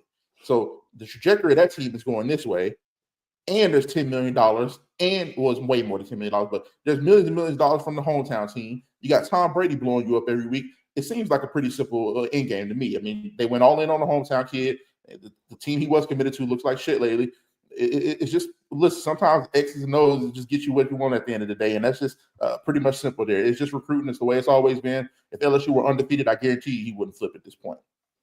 That's a good point too. I know that my brother, who's a diehard Ohio State fan, like Orlando said in the chat, he definitely collapsed when he found out that news about Michigan getting him, man. I think too, what I love about everything that's been happening with Colorado is we've been talking about this all season. It's like all the hate that's been across Deion, and Oh, well, they can't do this, they can't do that. And they're continuing to do that, playing big on the stage and having an opportunity to not only be in the championship game, but to get actually into the college football playoff, which I don't think anybody, as high as I was on Colorado, I didn't have them even having a chance to be in that. What would you think that, if you're prime, like you said, money talks. You got Mike Irvin. He said on Fox this week, he heard from a very reliable source that if Dallas comes knocking, he'll probably listen. Do you think that Deion is somebody who, just looking for the next opportunity, or he really wants to build something in Boulder? I think he wants to build something in Boulder. I think that what people are failing to realize, right, is Prime is as rich as you can hope to be as a human, right? I don't think money is what entices him as much as other people would seem to presume. He will never, and I'm talking about anywhere else. There's not another Power 4 team in the country. There's definitely not another NFL team in the country where he will have as much control and say so and ability to implement plans and ability to move freely like he will at Colorado. Simply not even at Jackson State did he have this level of freedom. Jackson State is a different dynamic with the HBCUs and that type of politics and being able to move in that area and you having to play certain types of parts of the field. He don't have to worry about that in Colorado. So I'm telling you, it's a different level of freedom that I don't think people are realizing. I do think what would throw a monkey wrench into that is if he were able to get Shedeur to the Cowboys. That would throw a monkey wrench in it. If you had an opportunity to coach your son on the next level, that's different. I think people are saying this Cowboy stuff. I think that's 100% contingent on if they're able to land a Shedeur. But they just signed that to a deal. I mean, I don't see that happening, so I don't see him leaving and going. But it sounded a little like Courtney had a hand raised. She had something to say. I want to not take too long and let her get a point out. No. I don't think that it's that serious. I really don't. Originally didn't have much to say. I had nothing to say. Okay. I just want to issue a formal apology to that football program. But in my defense, I say that Big 10 or Big 12 preseason poll was the most incorrect poll in the history of preseason polls. Arizona State was supposed to lose or win I think like 3 games we were projected, and now we're in a situation where we're gonna, and I say we because I went to Arizona State, forks up, baby. But now we're in a situation where we kind of control our own destiny. If we beat BYU tomorrow, that Big 12 championship game conversation gets a little bit interesting. I would like to see it for one, since it's right down the road at Jerry World. But I got to issue a formal apology to Coach Prime and to Colorado. I was not familiar with your game. I said that, man, they got to win 8 to 9 games. I was basically laughed off this show. And it was like, I don't think a lot of people, Scott, genuinely had them having. They didn't. I just like to circle back to me being possibly right. That has nothing to do with it's just all me being possibly right. The rest of the Big 12 would be as bad as they have been. And that's maybe ignorance on my part, as being kind of a new member in this conference. But man, it's been pretty bad. Like a lot of teams, like Utah, for example, just starting Oklahoma great. State is probably the biggest one. Arizona started great. Yeah, and also too, what I loved about the JuJu announcement was it had been rumored for a couple of days. Him going on Pat McAfee and having that big platform. McAfee is one of the biggest outlets out there, especially for football. For them to go out there, and it was funny. And McAfee was talking about, you got any endorsements coming through. He's like, man, I already got the DoorDash. Like, these kids, that's a gift and a curse too. I know some coaches don't like how there's such an entrepreneurial mind to it, but I love it for the simple fact that these schools and these programs are gonna make all this money off you, and actually are still gonna make more. Go ahead and control your destiny as much as possible. And I love to see that. And a lot of people was also saying the next critique of Deion, well, you don't have his sons anymore. What's he going to do when Shedeur goes off? This is the perfect way to segue into that. And as far as linking Shedeur and Deion, I don't think that's a possibility because Shedeur is too good. He's not going to drop down to the Raiders. Yeah. I don't get past the Giants. We're going to talk about it later in the show, but Daniel Jones is gone. They are embracing the full tank. I don't see him going past 3 if he's there. But also, you got to know, Deion is definitely going to have a hand in where his kids go. And also the Dak thing. Dak just got paid. And on top of that, Dak has a full no-trade clause. You know what I'm saying? So that makes things a little different for me if I'm if I'm a Cowboy fan thinking can we a Deion. And do you think that Deion's game or coaching style can even translate to the pros? Because Deion's even said himself he doesn't know if it could. First of all, before I get into that, I'm glad you brought that up about JuJu having his ducks in a row, right? Going to a Pat McAfee platform to announce his stuff, saying he had the DoorDash deal. That's not by happenstance. That's not by mistake. He signed a representation deal. He's fully represented by Athletes First. Yep. He signed the deal with Athletes First when he was 16 years old. So he signed that deal last year. I believe it was October of last year. So he's been getting his bags in Carrollton, Georgia, right down the road from me for a while now. So throw that out there because kids, if anybody that has, you have a relative or your son or potentially one day down the line, don't try to do this shit by yourself. Go get that representation because they're out there. It doesn't have to be Athletes First level, but do your homework, reach out to people that you trust and believe in and go get representation because it can put you in positions where if JuJu Lewis gets to Colorado and he is not good, he will have a financial step up on 99.9% of America by just going to college and playing football because he's going to be that set up. And you don't even have to be that level of kid to get in some doors and open some stuff and get you some endorsements and some nice little bags and some kickbacks. So that's one thing. I will say that. And two, I think that Prime's coach style will translate at any level, but I think it especially hits home for kids at that age in college. I think it's the perfect mix for him. It's a little bit different when you're in the NFL and those kids are making money and you don't really have an opportunity to build with those people. Like you have your franchise cornerstones, but I would say 45% of that roster is going to get turned over every year. It's just the nature of the beast. It's just the nature of the game. So building those relationships and being able to get the most out of it, let's use a kid like Jimmy Horn Jr., for example. Very rarely will he have an opportunity at the next level to pour into a kid like that and get to know every aspect of his personal life and be able to bring greatness out of him like he's done with a kid like that. And it's not as transactional when you can go, I'm Deion Sanders. I can do anything I want in terms of getting in front of anybody.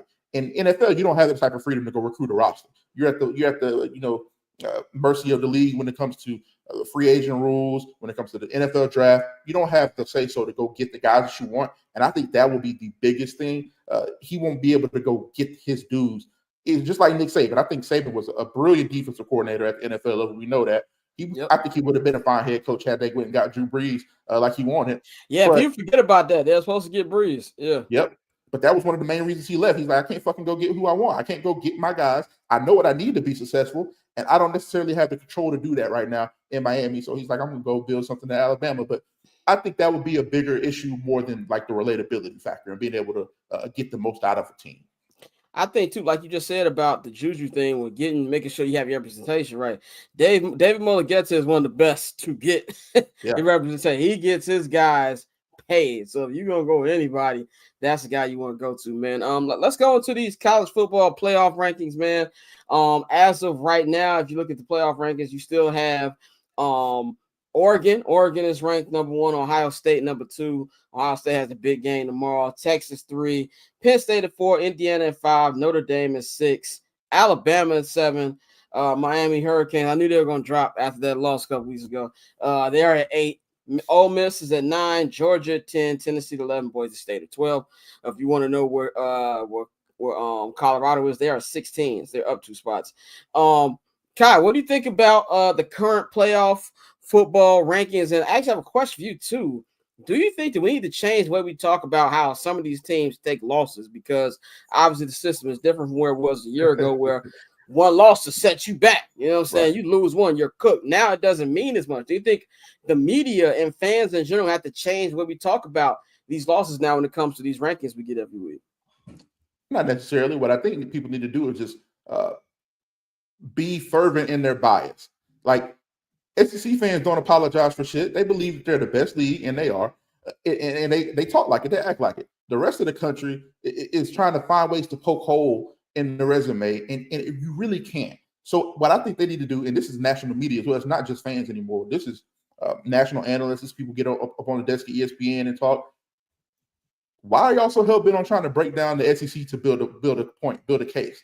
I feel like if they did more reflecting, people were, shitting on Georgia or Kirby Smart for saying, hey, we played the tough schedule. We did this, we did that. We should get rewarded, yada, yada. But let's look at something else, right? People just so mad that SEC has been there for so long.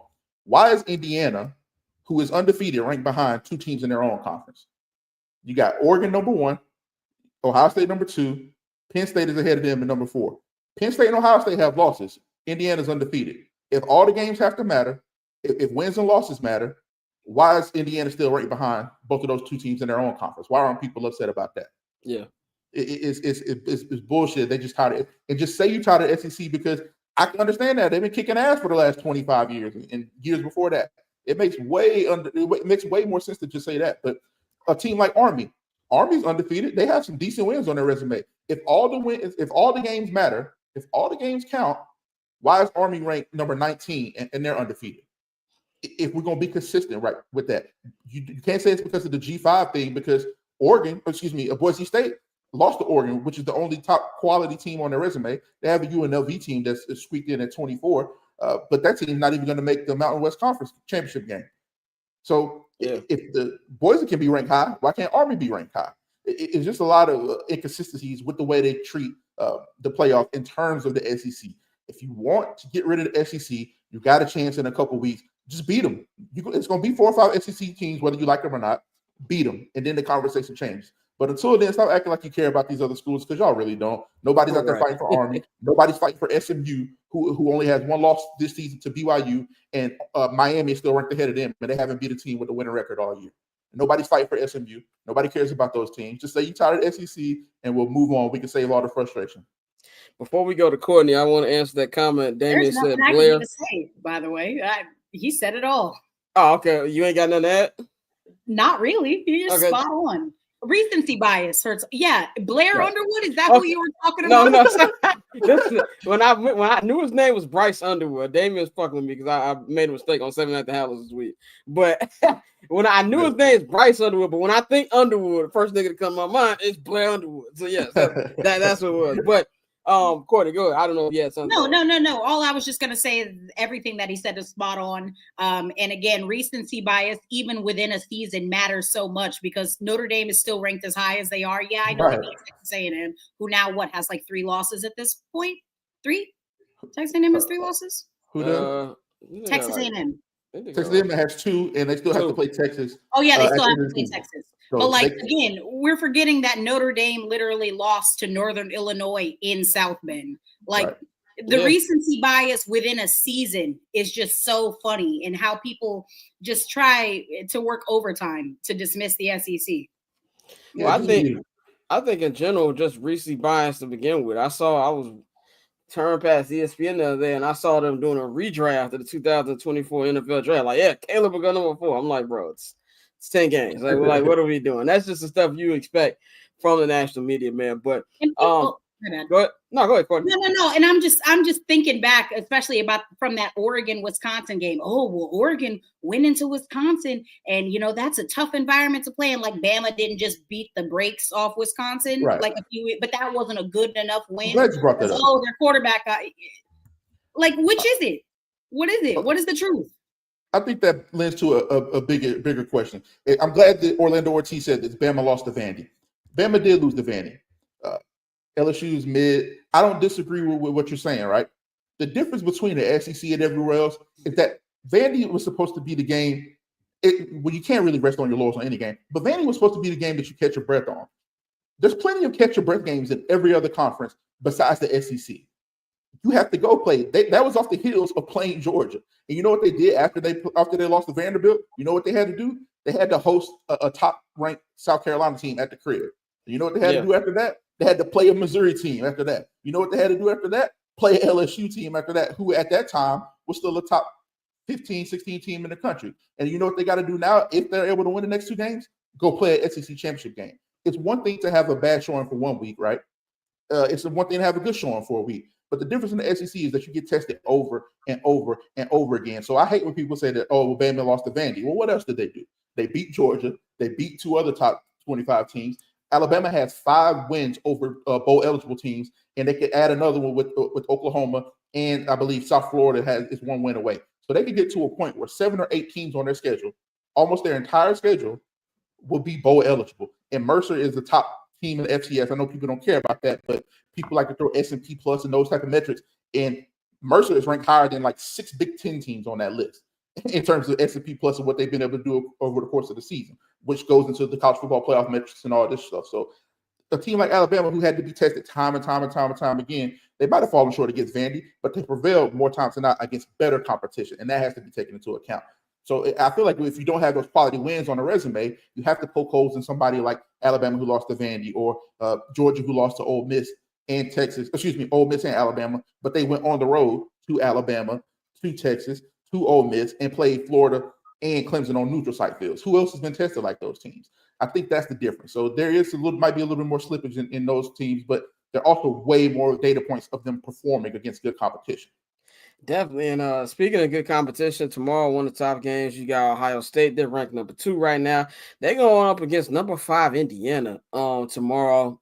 Kai, what do you think about this game? My bad, Courtney. No, may I just say that it is a national crisis that we have, that some of these elite games are being played at fucking noon. It is ridiculous.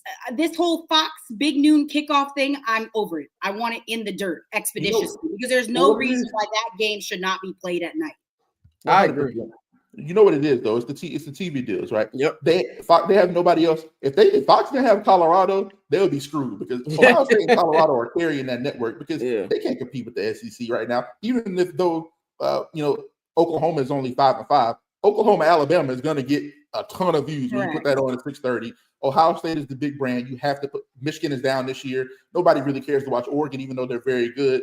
Ohio State has to carry the brand, so I feel bad for those fans, because they've been able to have a good night game, because they having to carry the flag at 11 a.m. every week, because you have to fill that slot with something reputable.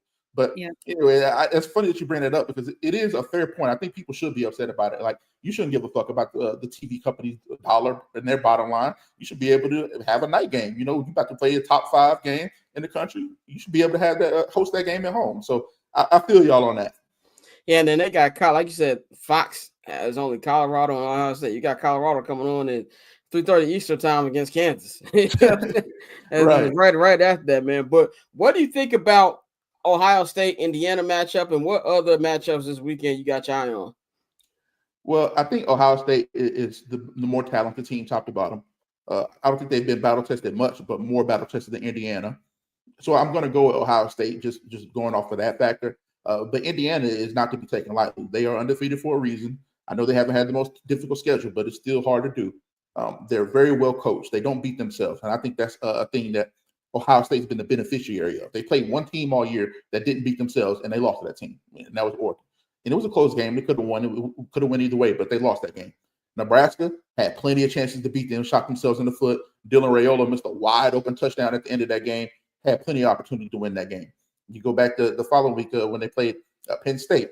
Penn State had plenty of opportunities. So did Ohio State. I think you can make a case Ohio State could have won that game by 10 points, or Penn State could have won that game by 10 points. But they both shot themselves in the foot, and Ohio State did it a little bit less. But in this game, I think Indiana's the team that's probably not going to beat themselves. They could get out there and have the worst game of their season. It's very possible. But I don't foresee that happen. I think it'll be a competitive game. I think it'll be a game where Ohio State has to run the ball and establish the run and dominate from that perspective and control the line of scrimmage more than they have been. They lost their center, Seth McLaughlin. They lost their left tackle, Josh Simmons. Those are two premier draft prospects, right? Simmons is probably going to go high, pretty much high still, even though McLaughlin is probably not going to get drafted high because of the Achilles at this point in the season. But it's going to be hard to replace that. But I'm just going to go off the talent factor. You still got the Jeremiah Smiths. You got the Caleb Downs of the world, the Emeka Bukas. I think those dudes will be enough for them to prevail. And just throw another game I'm looking at is Alabama, Oklahoma. I know everybody's drinking the Alabama Kool-Aid right now, and Alabama looks fantastic. But Oklahoma has a top 25 defense. They have a very good defense. They have some ability to create takeaways. And we know that Alabama, if they are playing a little bit lackadaisical, they can turn the ball over, and that will be enough to keep a team like this in the game. So I think, I'm not saying Alabama's on upset alert, but they better be in there taking it seriously because it's on the road against a very good defense, and you have to play at the same level that you've been playing against Missouri and LSU as of late to get that win. Listen, I'm attending a gala tomorrow night, so I'm not going to be in front of my TV, but let me tell you, I got the portable charger on deck. If you think I'm not going to be at the bar tapped in, because people are like, oh, it's just a business trip. You know, Oklahoma's not that. I'm a little nervous. I'm a little nervous going in. Man. They can beat you. I'm not gonna lie to you. They can beat you. I mean, we talk about metrics like the S&P Plus. which is just a culmination of everything. It takes in when you play teams, how you play them, how close, all that good stuff. Oklahoma is still a top 25 team by that metric. So they played the games that they played. They haven't been getting just whooped by everybody and blown out. They've had some tough losses, and with the injuries to their wide receiver, they had their top 5 wide receivers out at some point. I had never seen anything like that injury-wise, and they're getting some of those guys back healthy. So if they're able to kind of just get a couple of those guys playing at average level, I'm not saying they're good enough to beat Alabama. I don't think they are, but it could be a lot closer than what people are expecting. And shout out to Prime and those guys, because that Kansas team is playing very good. It's kind of flying under the radar, but Lance Leipold has those guys playing well. Jalen Daniels, their quarterback, is back, and he looks really good. They just beat BYU the previous week, who was previously undefeated. That's a game that if Colorado ain't on their P's and Q's, they could lose that game for sure. So those 2 games are going to be sleepers, because Colorado and Alabama, people are behind them right now, believe in them. But if they aren't on their game, that's both games they can lose. Definitely, man. Kyle, man, we know you got a couple articles you dropped this week, man. Tell us what people should be looking for on your latest write-ups from this past week. I've been writing about Caleb a lot, because I think he's one of the more intriguing prospects we've had in a long time, because I think he's played far above what the stats say and far above what their record says right now. He's put them in position to win 2 games. If the defense just handles their job, special teams handle their job, that team is sitting here at 6-4 towards the top of the NFC North, at least in the wild card hunt. And people talking about them totally different.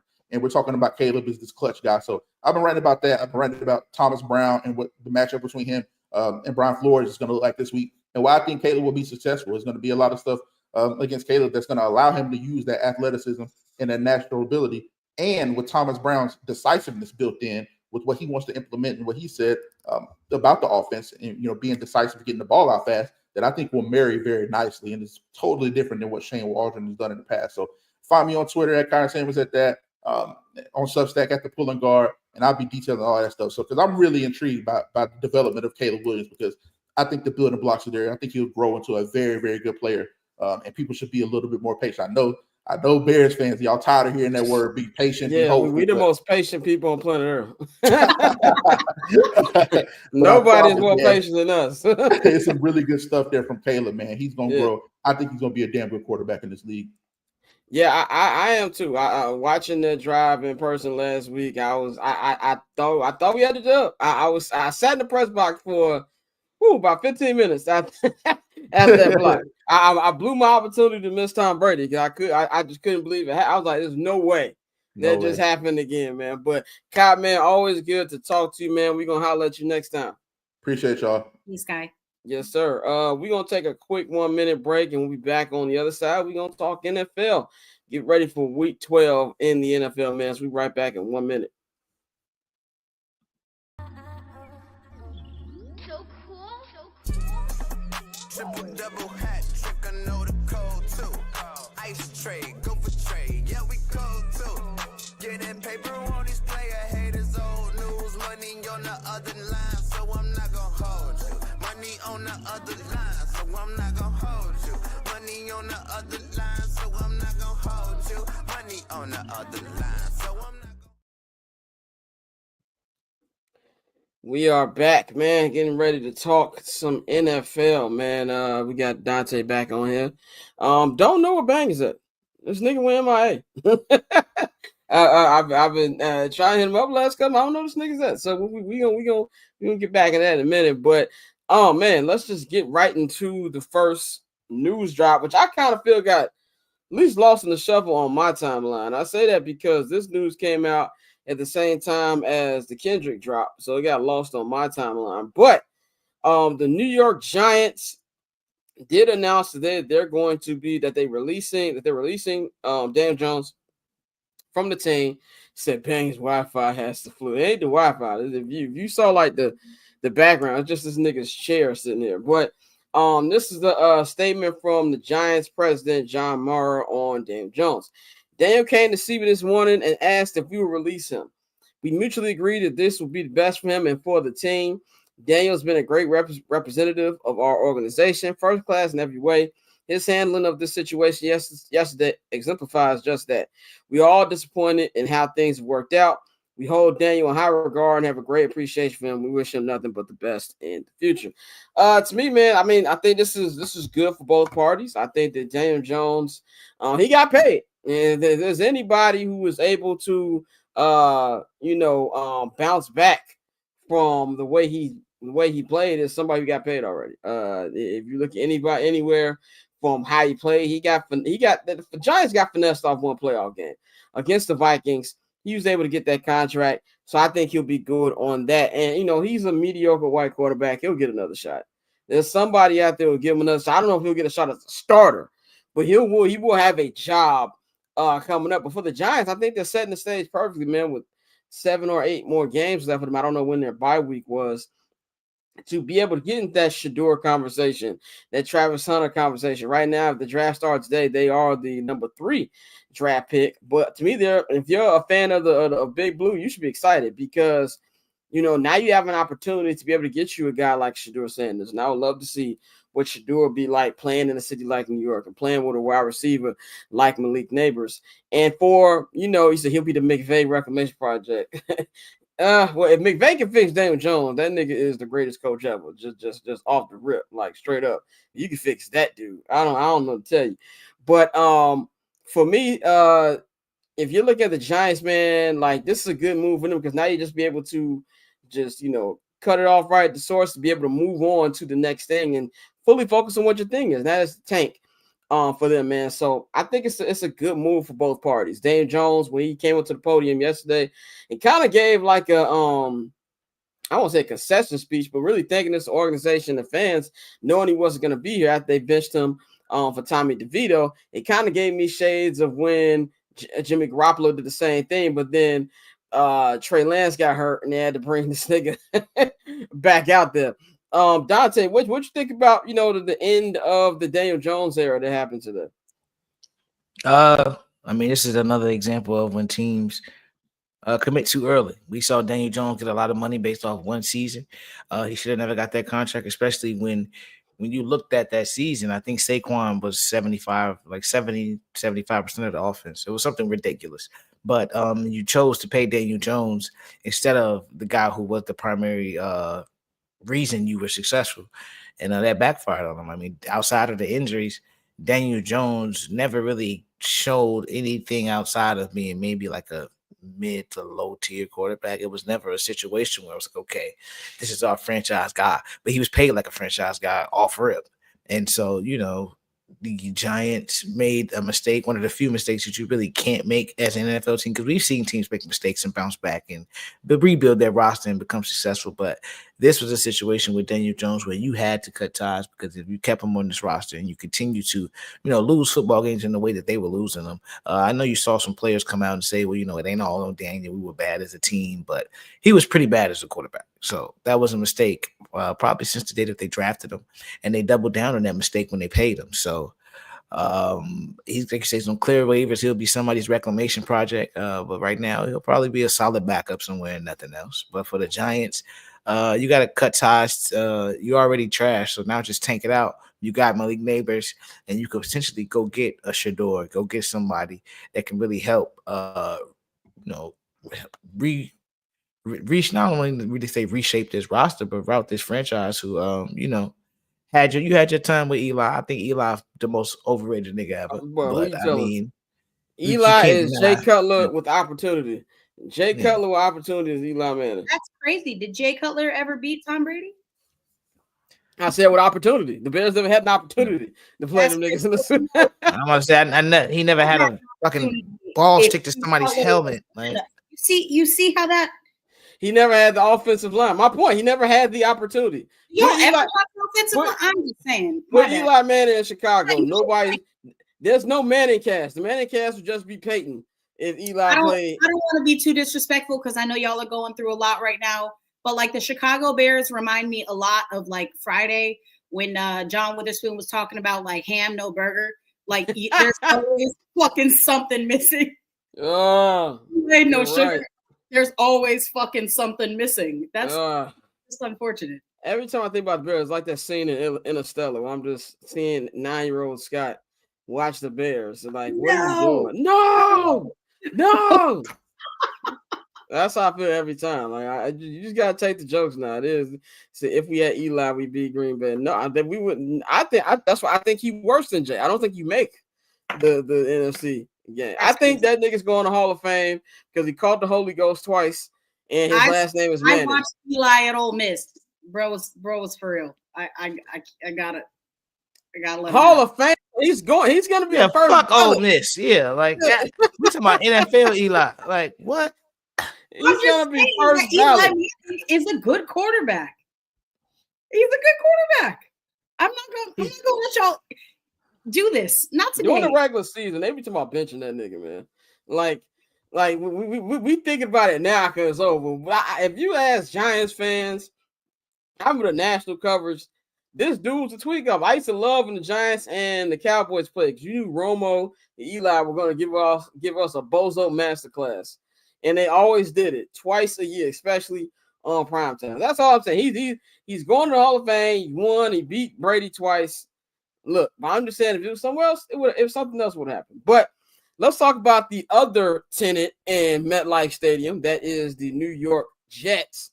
The Jets, man, they thought that this new era after getting Aaron Rodgers was going to be different. They had the same aspirations, even higher aspirations, obviously, than Bears fans. Shout out my guy Sylvie Waddle. And Sylvie said that the Jets and the Browns and the Bears are all first cousins.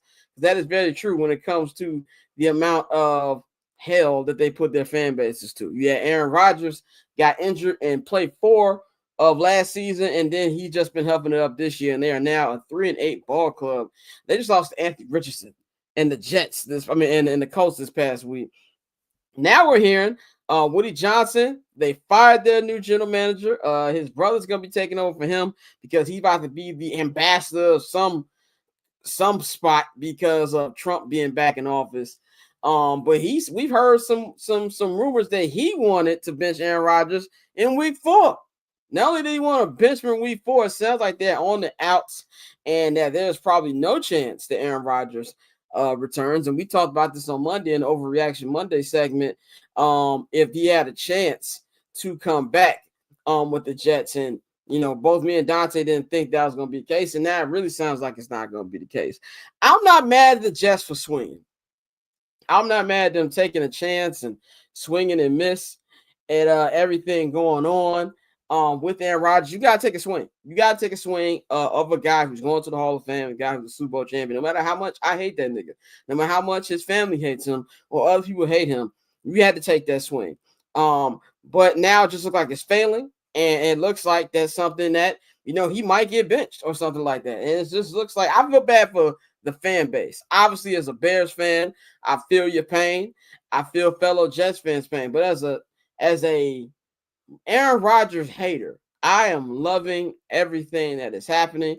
And now the Jets, they're going to be rebuilding again, which I think is a good thing for them because they got to get rid of anytime you bring an old vet quarterback, it doesn't work all the time the way you want it to work. Dante, what you think about the mess going on with the Jets and how their future is going to be looking like? I mean, we touched on it. We talked about, this is a Woody Johnson thing. They had a laundry list of nut shit that he wanted to do, that he has done, not wanted to do, has done. They had a trade in place for Jerry Jeudy, but they had to give up Lazard and I think a second or a day 2 pick, something like that. But probably a day 2 pick because you had Lazard with it. But and he was like, no, he vetoed it, and so he wanted, like you said, he wanted to bench Aaron Rodgers. They're pretty much gonna move on from Aaron Rodgers. So as long as Woody Johnson is the owner of that team, he's another guy who's historically bad as an owner, and he's been that way for a very long time, and that's why the Jets are the way they are. And it's one of those things where that fan base knows that they've accepted it, but the national media, they find reasons, well, because it's New York, to talk about the Jets and prop them up and say, but what are the Jets going to do this time? And then they got Aaron Rodgers, and it's like, no, it's still the Jets, still the same fuck ups. You fired a general manager who has, put a lot of good talent on that football team. You fired the head coach abruptly. That was a Woody Johnson move. He didn't consult anybody about that. It's one of those things where, man, and when you talk about what's next, this is one of those teams that I don't think Deion will let Shedeur go to the Jets. I don't know where they would be draft wise right now, but I don't think Deion will let him go to the Jets, even though it is New York, just because that ownership and the way that they operate. So if anything, like now, you have to, if you are the Jets, just have to look for where do we do with the quarterback position? Where do we pivot to there? And money is never going to be an issue for the Jets because your cousin Willie Johnson. But at the end of the day, it really don't matter, bro. The Jets find a way to fuck things up, and it's been that way for a while. Go ahead, Courtney. What you think? Get ready to learn Quinn Ewers or Carson Beck, buddy. That's Willie Johnson's kind of QB. Correct. No. I really try not to let this man have that much mind control over me, just because I really do hate Aaron Rodgers with everything in my soul. But it couldn't be happening to a worse organization. So they deserve everything that they're getting. That's really all I got. They deserve everything that they're getting. You knew who you were getting as a person beyond just the play. You knew who you were getting as a person. You signed on to all that. He's everything that he has said he is, and so much worse. So yeah, and then I don't know if you saw, Scott, and I fucking hate Barstool too. I don't care. That blows up on me. I don't care. I hate Barstool. Did you see that they had this discussion where they said that is Aaron Rodgers purposefully being bad? Oh yeah, I saw that. Yeah, I'm not a Barstool fan, but I like Big Cat. I like Big Cat. But yeah, I saw that when they were talking about part of my tape that he did this to get back at him for the vaccine thing. Yeah. And it's the same with the Giants. They deserve, this is not the first time that we've seen the Giants. I know I'm going backwards a little bit, but this is not the first time that we've seen the Giants mishandle a player. They did it with Saquon. They did it with OBJ. They did it now with Daniel Jones. And I'm sorry, you cannot sit here, and I'm not a Daniel Jones apologist. You cannot sit here and tell me that Daniel Jones is a worse quarterback than Tommy DeVito, is a worse quarterback than Drew Lock. There's a reason why they have been riding the fucking pine all season. And again, I don't know the legality of I know teams, you can't purposefully lose, right? But you can do as much as you possibly can to lose. Correct. But it's very clear at that point by starting someone who we've already seen Tommy DeVito's fucking body of work. He's not good. Maybe Drew Lock has a little bit of promise. But do you really want to open that fucking can of worms? Well, Drew Lock is better than Tommy DeVito, and they know that, and that's why they started Tommy DeVito. Yeah. I was so confused when he was like, that's a conversation that you're gonna have to have because I don't even have clarity. Drew Lock is, in my opinion, a better quarterback than Tommy DeVito. So this is all crazy. Congress, y'all need to get on the phone and open up a fucking congressional hearing or something into the tanking that's occurring in the NFL. Yeah, Congress don't even want to investigate the nigga who's going to be the new AG. So they got a problem there, man. But at least we won that one. He ain't being right. Yeah, exactly. At least you got somebody up there who had some type of experience. But we're gonna play a little bit of Contenders or Pretenders, man. Where we've got 7 more weeks left in the NFL season. We're coming towards the last full month of the NFL season as well. And I've got 6 teams from each conference that I want to get to see if they're contenders or pretenders going into this, man. I want to start with the AFC with the Chiefs. I think obviously the Chiefs are contenders. They are the Kansas City Chiefs. They are the 3-time defending Super Bowl champions. I think that the fact that their offense has not been what they wanted to be, it looks even worse than it did at the beginning of last year. Well, the offense wasn't good all last year either. You've also got Patrick Mahomes. He has been throwing the most interceptions in his career. So they look real discombobulated on that front. But at the end of the day, man, they're still the Kansas City Chiefs. When you have Patrick Mahomes, when you have Andy Reid, when you have Travis Kelce, when you have those guys in those positions, you've always got giving yourself a chance to win. So I think that they definitely are a contender. And I think they're still the favorite to me to win it all. I understand what the Bills are doing. I understand what the Lions are doing. But until you look number 15 and knock him out, I got to go with them. Courtney, what do you think about the Chiefs? Obviously, they're a contender, but their chances to try to run it back is we're getting towards the end of the regular season. Yeah, I think there's something to be said about experience, right? And how you are able to prepare for those kinds of games. I've never played football, obviously, but like, you hear these dudes talk about how you kind of get the butterflies before these big games. And I can only imagine being kind of a new up and coming team, realizing that you have to fucking go head to head with the Chiefs, this absolute juggernaut of an organization at this point. So like you said, until somebody proves that they can dethrone them, the Chiefs are still my favorite out of both divisions. Again, it doesn't help that both conferences, it doesn't help that there's not a lot of good teams in the NFL right now, period. But they're still definitely my clear-cut favorite to win it all. Next team is the number 2 team in the AFC. They are 9-2 right now. They're the ones who just beat the Kansas City Chiefs last week. That is Buffalo Bills. You said what? And look at what it took. Yeah, it took a lot. It took a lot. Yeah, it was a Pat threw like 2 picks. Still came down to one of the final plays of the game. Nobody had, even me, as big as a Josh Allen fan as I am, nobody had this Bills team being in this position right now. So I definitely have them on my contender list. Like I said on Monday, this is their best chance to win a championship. This is not their best team, in my opinion. I think they've had better teams than what they've had these last couple years. But I think this is their best opportunity to get Kansas City. We all know these regular season wins don't mean nothing. Kansas City has lost them in the regular season every year since 2021. But I think they're 100% a contender to not just win the AFC, but to win the whole thing. You've got the way they switched to Joe Brady. He's changed the offense since he came in end of last season. The way they've come in with Amari Cooper and the way they've gotten that running game going, they're like a full total team this time. And I really, really like their chances. Courtney, what do you think about the Bills? Are they a contender in your mind? Yeah, I mean, they're a contender. But again, if simply because the rest of the AFC is just so bad. And that's no disrespect. I think they'll always have a chance as long as they have Josh Allen. But I think it's one of those, like, with Josh Allen, he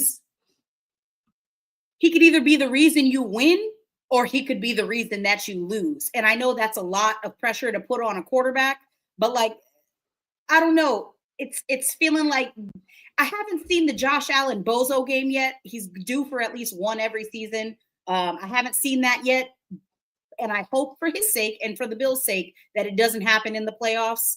But it's there. The bozo gene lives strong, and it's the desire to play hero ball that worries me, just because he doesn't have the weapons that he's had in years past. So, Dante, yeah, they're a contender, but Dante, they say they don't move needle for it. We talk about this team on Monday, but contender-wise, do you think they're a legitimate contender to actually win the whole thing this year? Me? No, Dante. Kansas City? No, Buffalo. I'm sorry. Buffalo, I really do. I really do. Believe it or not. I think Josh Allen is that good. And I think he's shown that this season that he can carry a team. It's all, of course, with the NFL, it all comes down to seeding and the matchups. But I think it's going to get to a point when we get into the playoffs, especially if people have to go to Buffalo. I know, Pat can play in the cold, so we've seen Lamar do it as well. But I think it also playing in Buffalo can be a benefit for them, and as much as they can, like they really need to try to get their AFC Championship game to be in Buffalo.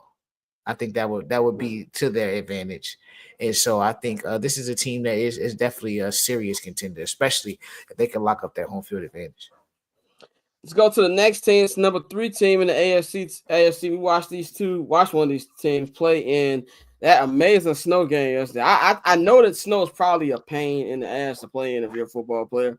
But from a fan perspective, I love watching snow games. And I feel like it's a shame that they're going to be building a dome over there in Cleveland. But the Steelers are 8-3 right now after losing yesterday.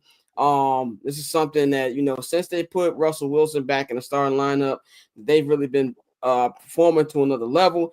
He had a pretty good game yesterday. I feel like he had the game won. I feel like they kind of lost it and this is not me beating up on a former cornerback of the Chicago Bears, but when you bring Justin Fields into the game on that 3rd and 3 situation, you're not bringing him in there to throw the ball. You're going to bring him in there to throw the ball. You're going to keep it with Russell Wilson. Should have ran the play right there. And I feel like that right there is what kind of lost the game for the Steelers. I like the Steelers. I think they're a good team. I think they should hold on to win the division. I think the rest of their schedule is very, very tough. Baltimore's not out of it 100% yet, but I'm not ready to put them as a contender. I think they'll be a good playoff team. I think they're in the tier 2 of teams in the AFC. Courtney, what have you seen from the Steelers, and do you consider them a contender, or are they a pretender in your mind? No, I said it, I think last week and again, and I keep saying it because it's so important. There's so many bad teams that we're latching on to all the teams that have winning records. Their defense is solid. I'll give it to them. But I'm just not moved by their offense. George Pickens is a crash out. No, they're not a contender this season. George Pickens definitely gives me Andre Rison vibes, 100%. But Dante, what you think about the Steelers? Are they contenders or pretenders?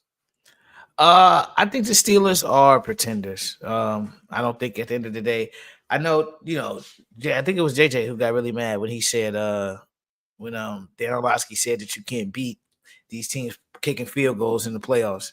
And like, it is the truth. Like it's the uncomfortable truth. I know back in the day you had your dominant defenses who were able to just win with 15 points and shit like that, but we don't really see that in today's NFL. You got to be able to get points somewhere. And even though they have succeeded with Russell Wilson under center, I think at the end of the day when they come up against these tougher teams, it's going to be a little more difficult for them to get points. So right now, I think it's a good story. I think I said, Tomlin will get his 10 wins, 11 wins. He'll make the playoffs, but I don't think they'll get anything any further than that. Let's go on to the Houston Texans, man. This is a team that everybody, not me, was on coming into this year because of the great rookie season that CJ Stroud had last year. They're making it to the playoffs, knocking the Browns down in the wild card game and giving the number 1 seeded Baltimore Ravens, a fight last year. But they're 7-4 right now. They're coming off a blowout win of the Dallas Cowboys. It was actually competitive for the first half. CJ Stroud not having a bad year, but it's just not the year that a lot of people expected him to have coming off such a good rookie year he had this year. I'm slapping the pretenders label on this team. I had them as pretenders to begin the season. I just didn't buy the hype right away. I think too many people were crowning CJ Stroud and because of such a great season. So I'm not 100% mad at it, but now, with quarterbacks and young quarterbacks, it's all about how you look once the film is out on you. Now these defenses have had a lot of film from last year to pick up some tendencies and figure out a way to defend them. And you've seen that all season, honestly. The Bears lost week 2, but the Bears did a pretty good job on him defensively. And the NFC North in general. And this is something where he's been throwing picks. He threw a pick on Monday that I was wondering where he was throwing to. And the week before that on Sunday Night Football, he had a BLT fest, him and Jared Goff. And so I think off that, and also the injuries they're dealing with, Stephon Diggs is now out for the rest of the year. Nico, he's in and out of the lineup. I'm slapping a pretender logo on the Houston Texans. I don't buy him. Courtney, what you think? You are on mute. My bad. It's not their season this year. Definitely going with the pretenders label.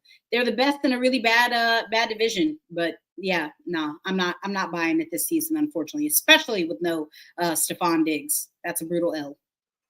Yeah, Orlando, you're right. CJ should have thrown multiple picks against the Dallas Cowboys, man. We're going to go to the Baltimore Ravens. The Ravens are number 6 in the AFC, number 2 in the AFC North. By the way, I saw the AFC North Hard Knocks trailer. I cannot wait to watch that. I prefer the in-season Hard Knocks way more than training camp now because with social media and stuff like that, we pretty much know how these training camps be looking anyway. But the Baltimore Ravens also have the same record as the Texans, but they're number 2 in their division. I am slapping the big pretender logo on the Ravens, and that has nothing to do with their quarterback. This is no Lamar slander here. Nothing to do with their quarterback. I'm putting the pretender logo on them because of that defense. That defense stinks. I don't know where Roquan Smith is. I don't know who kidnapped him, but they need to unkidnap him because he has not been the guy that I knew him to be when he was in Chicago. And he went the guy he's been the last couple seasons in Baltimore. I think the defense is going to hold him back. And I also think that John Harbaugh does this thing where he likes to prove to people that they can throw the throw the football, and to instead of doing what they do best, which is run, especially with a Derrick Henry back there. And they just lost to some teams that they ain't got no business losing to. Granted, that don't have nothing to do with the playoffs, but also if you're a team that's trying to compete for a championship, a team that, you know, should have probably beat Kansas City last year and wants to try to get another crack at it, you would think they'd be way more focused and not take some of the L's that they've taken this season. Dante, what do you think about the Ravens? Are they contenders or pretenders to you? I think they're contenders. I think their offense is good enough to carry them. And I think if you can get that defense to lock in those key moments when you really need to stop, but you really need them to, you know, not obviously get blown out. You never want to see anybody get blown out, but, you know, giving up 24, 27, 30 points a game, like you can't do that shit. But if you can get them to really, like you say, get Roquan to wake up and rally that defense, and you can get those timely stops, that offense can get them with anybody. So I think the Ravens are still going to be contenders simply because I believe Lamar Jackson is that good. Courtney, pretenders or contenders for the Baltimore Ravens? Is it bad that I still don't know yet? Yeah, to me, that's the answer right there. Yeah.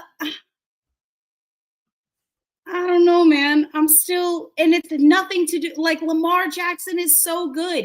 Isn't that so bad that like Lamar is having the kind of season that he's having, you know, MVP caliber season, and I still don't. And you have fucking Derrick Henry, and I still don't know if that's enough, especially when you look at, you know, who he'd be competing against, you know, for their AFC crown. I don't know, man. Obviously they're contenders, but I don't think they're there yet. I think they were a better team last season. Is that bad? No, it's not bad. I think they have taken a massive step back, and that's why I can't give them the contender level. I think if you're a serious contender, that, you know, you don't have the losses that some of these teams have, I believe. So that's why I'm not putting them there, man. Let's go to my final AFC team, then we'll go to the NFC.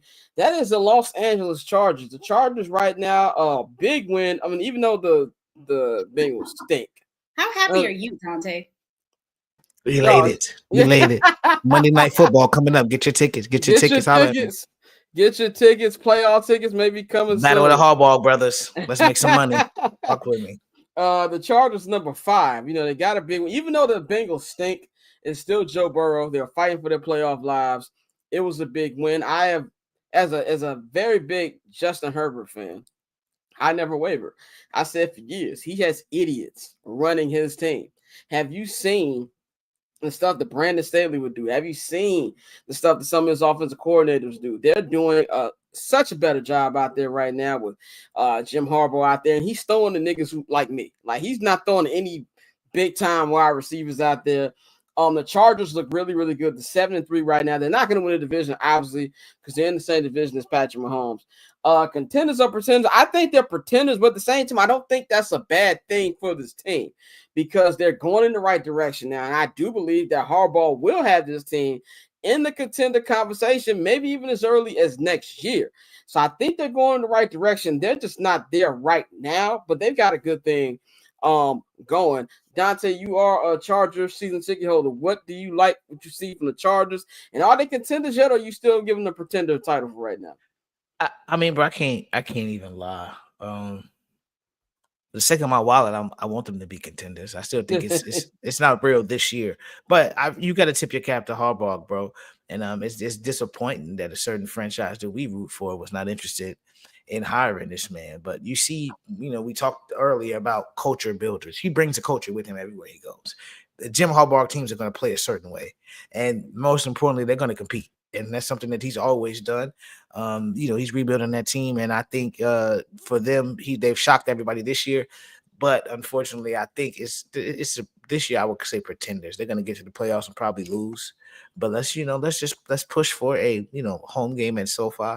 And if we get that, just make sure you contact me. Anyway, I'll get you together. Hit him up at October Dante on Twitter for all of your Charger ticket needs this season in the future. Courtney, Chargers, pretenders or contenders, and just what have you liked that you've seen from this team this year?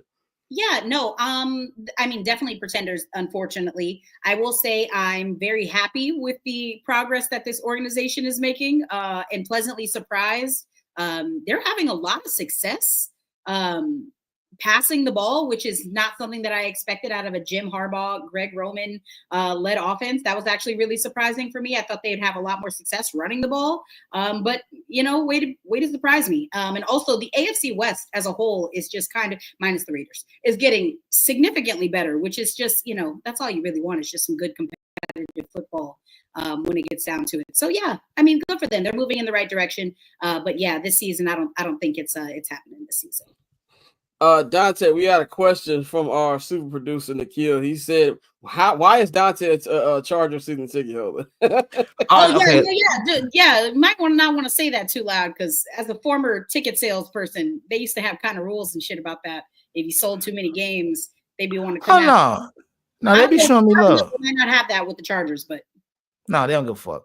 But the Chargers give them tickets out at Carl's Jr. Damn near. Yeah.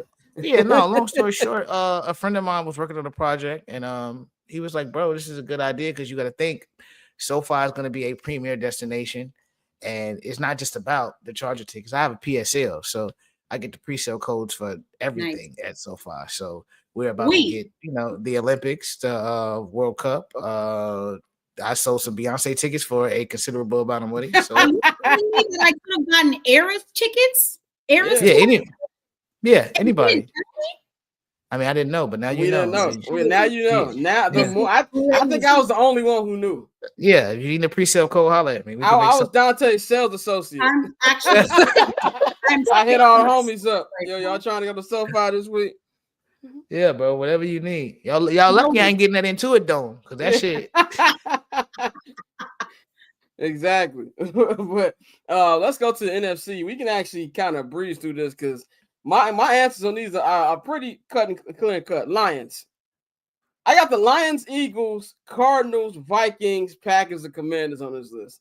Out of all of these teams, I think we're going to do it this way, because I think we're kind of all on the same page here. Lions are the only contender on this list.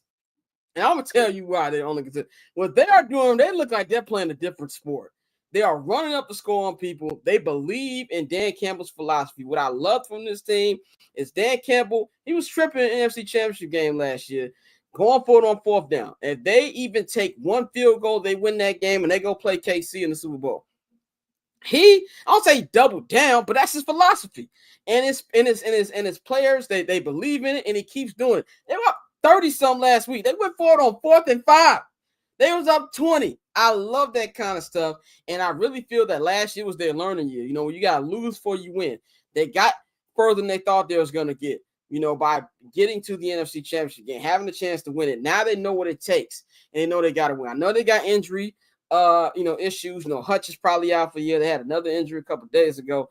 But to me, they are clear-cut the best team in the NFC, and I think they're the best team in football right now, just how they're playing. To me, they're the only contender. The Eagles are playing well, but I still think Nick Sirianni is an idiot. I still believe that this is not going to help my black quarterback stigma. I still think that Jalen Hurts is a running back. Anytime you're a quarterback and you're a top 3 and rushing in franchise history, that's telling me something.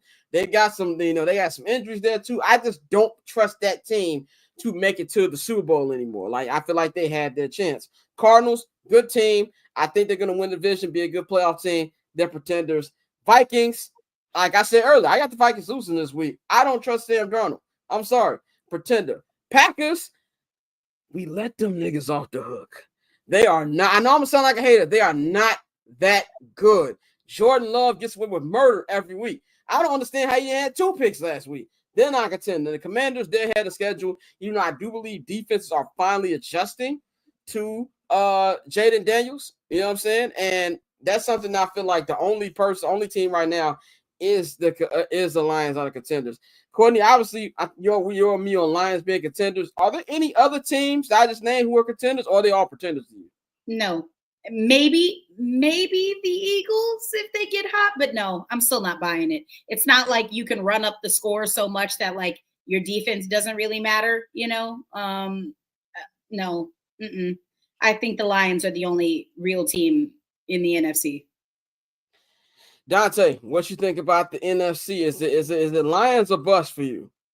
Yeah, pretty much. Pause. But yeah, I think the Eagles, I don't think they're gonna be able to push their way to success this time. I think there's some questions about that team, as great as Saquon's season has been. But so for me, I think the Lions, like you said, bro, it looks like they playing fucking NFL blitz out there. Like it's just different with them out there. Dan Campbell has that team motivated and ready to go in there. Well-oiled machine, just a very well-built football team. So I think right now the NFC is really the Lions to lose.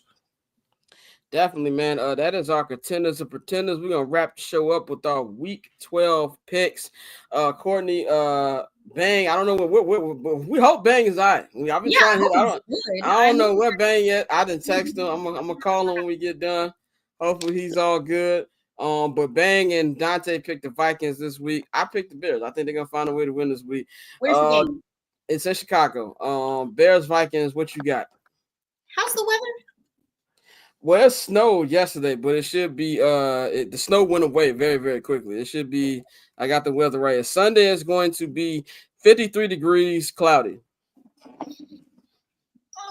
I said when we were talking about, the Bears and where their next wins are, I said, I think because they play the Vikings twice, right? Yeah, they play them on Monday Night Football next month in Minnesota. Okay, yeah. I said that they were going to win one of those football games.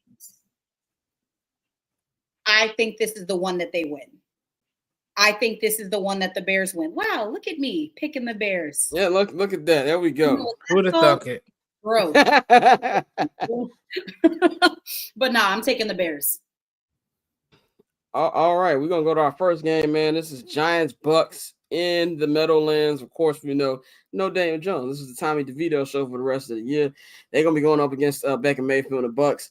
I got the Bucks. In fact, I think the Bucks got a real good chance of actually coming back to win this division. I think we're starting to see Kirk Cousins look a little older out there, and they've got a very, very light schedule coming up. Bang just texted me he's alive, so I'm glad he's alive. But yeah, I think this is gonna be a win for the Bucks. I think anybody playing the Giants this year is that should be a get right game if you need it, or we ain't gotta really fully get this one. Courtney, what you got in this one? Yeah, anybody but the Giants. Anybody but the Giants. Literally, I don't think it would even matter who they played. You know how sometimes you think, at okay, this point, new quarterback, vibe check. That ain't happening with this team. Give me the Bucks. No, yeah, that's a no-brainer. I think we don't even really we should have fucking took this one off the rundown. I think the Giants have a chance to hit Bucks. Oh man, it's next one: Panthers, Chiefs in Kansas. That's in Kansas City. This is in Carolina. Any given Sunday, baby. Any given Sunday, Panthers fans. I gotta tell you, I gotta just say something to Panthers fans because y'all niggas been rather chippy in the 79th and Hallis mentions and through Bears Twitter. I want to let you know right now. Yes, this Bears season has not gone the way that I thought it would, or the rest of America thought it would. But guess what? You still cut off your right leg to be us. Let's be very clear about that. Like when it comes to the team, number one, you know what I'm saying? Y'all, Bryce Young's look better. But y'all still, if I can, you say, we'll give you Caleb Williams. Y'all will still take Caleb. Like, let's just be 100% real. You want DJ Moore back. And on top of all that, we blew y'all out. Like, if there's any showing, y'all made Caleb look like he was Tom Brady now. Like, so I don't want to hear it from Panther fans. Go sit in your corner in North Carolina, eat your Bojangles, and leave us alone, okay? You still got finesse. Bows hit crazy, though. I ain't saying this bad. Bojangles is good. But that's beside the point. But Panthers Chiefs, that's a perfect get right game for Kansas City, man. I think Pat and them boys gonna get together, and I think they're gonna win this one on relative ease. We're gonna go Courtney and then down to. Yeah, give me the Chiefs. I don't really need to elaborate. Give me the Chiefs. Yeah, you don't. My Bryce Young revenge tour is gonna take a abrupt stop this week. I think he's gonna take an L. The Chiefs. We know about the Chiefs, man. Let's fast forward this shit to the playoffs and see what they do. But I'm gonna go with the Chiefs in this one by 10. We got another get right here, man. Commanders and Cowboys. I got the Commanders winning. The Commanders had a tough loss against Pittsburgh. And it doesn't really look like Jaden Daniels. It looks like, I don't want to say that. I think the injury has something to do with it, even though Dan Quinn said it ain't got nothing to do with the injury. Of course, he's not going to say if it was. So defenders like, no, we should keep hitting this nigga harder. But I just feel that it's a mix of the injury, but I also think that defense is starting to adjust. And we see Cliff Kingsbury numbers on the second half of the season always come down. So I'm going to go with the Commanders. Cowboys stink. And nothing else to say. I think both y'all got the Commanders too. I'm assuming. Correct. So we can just go on to this next one. Dolphins Pets. I got a Dolphins theory real quick, man. I'm a theory time. I think the Dolphins got a great chance to make the playoffs. And stay with me when I say this. So right now, Miami is the 9th seed. They're 4-6. They would have to get past Denver, who is 6-5, to be the 7th seed. I'm gonna tell you that they've won 2 in a row since Tua has been back. This is their schedule. They got the Patriots this week. They've got one hard game. They got a couple hard games. They got the Packers coming up. They got the Jets after that. Texans, Niners, who that might not be the same team anymore. Browns have only won a couple games, and they closed out against the Jets. This is a very easy very winnable schedule now that you've got Tua back in the fold and you're able to actually run the offense that you run and not have any of the backup quarterback issues that they have. I think they got a great chance to try to snag it. I mean, if you look at the Broncos, they've got a pretty tough schedule the rest of the way. The Raiders are the Raiders, but that's still a division game. You got the Browns after that, Colts, Chargers, Bengals, and then you close out against the Chiefs. That's a tough schedule. I believe they got a shot, and I believe they're going to win 3 in a row. I got them winning against the Pats at home on Sunday. Dante, what you got? I agree. I got the Dolphins getting it done. I have my takes about that team and their quarterback, and just wishing them nothing but the best in health and success. But I think right now with the Patriots, we like what we've seen from Drake May, but I think, like you said, the Dolphins are back and they have the ability to now run their full offense. And so we'll see them put up some more points, and it'll take some stress off that defense. So I'm going to go with the Dolphins. Yeah, I think it'll be a good game, but I'm taking Miami as well. But Drake May, he's been balling. Yeah, Drake May's been playing well. Next game, Texans, Titans. Of course, Texans coming off that Monday Night Football win. They'll be back home. Titans are the number 1 defense in the NFL. L'Jarius Sneed is going on IR, so that's a big issue for them. I think the Texans win this one, but I think it's going to be a close game just because of, CJ's been having issues, and it's not good. We got to go up against a defense in the secondary like you got in Tennessee. I think he turns the ball over a couple times, but it's going to be enough Joe Mixon to get the job done. I got the Texans winning this one. Dante, how you see this one going? I too have the Houston Texans winning this football game. Like I don't think I'll pick the Titans to win too many games this season from here on out. And this is definitely one of those ones where I think CJ and the guys get it done. Yeah, I agree. But I will say, as a fantasy football player, I finally, RIP, I had to drop Tajay Spears for my fantasy team. That was one of, honestly, like you would think I just broke up with my significant other. That was pain because I was waiting for it to come, all season. So if it happens and he goes off this weekend, I'm going to be devastated.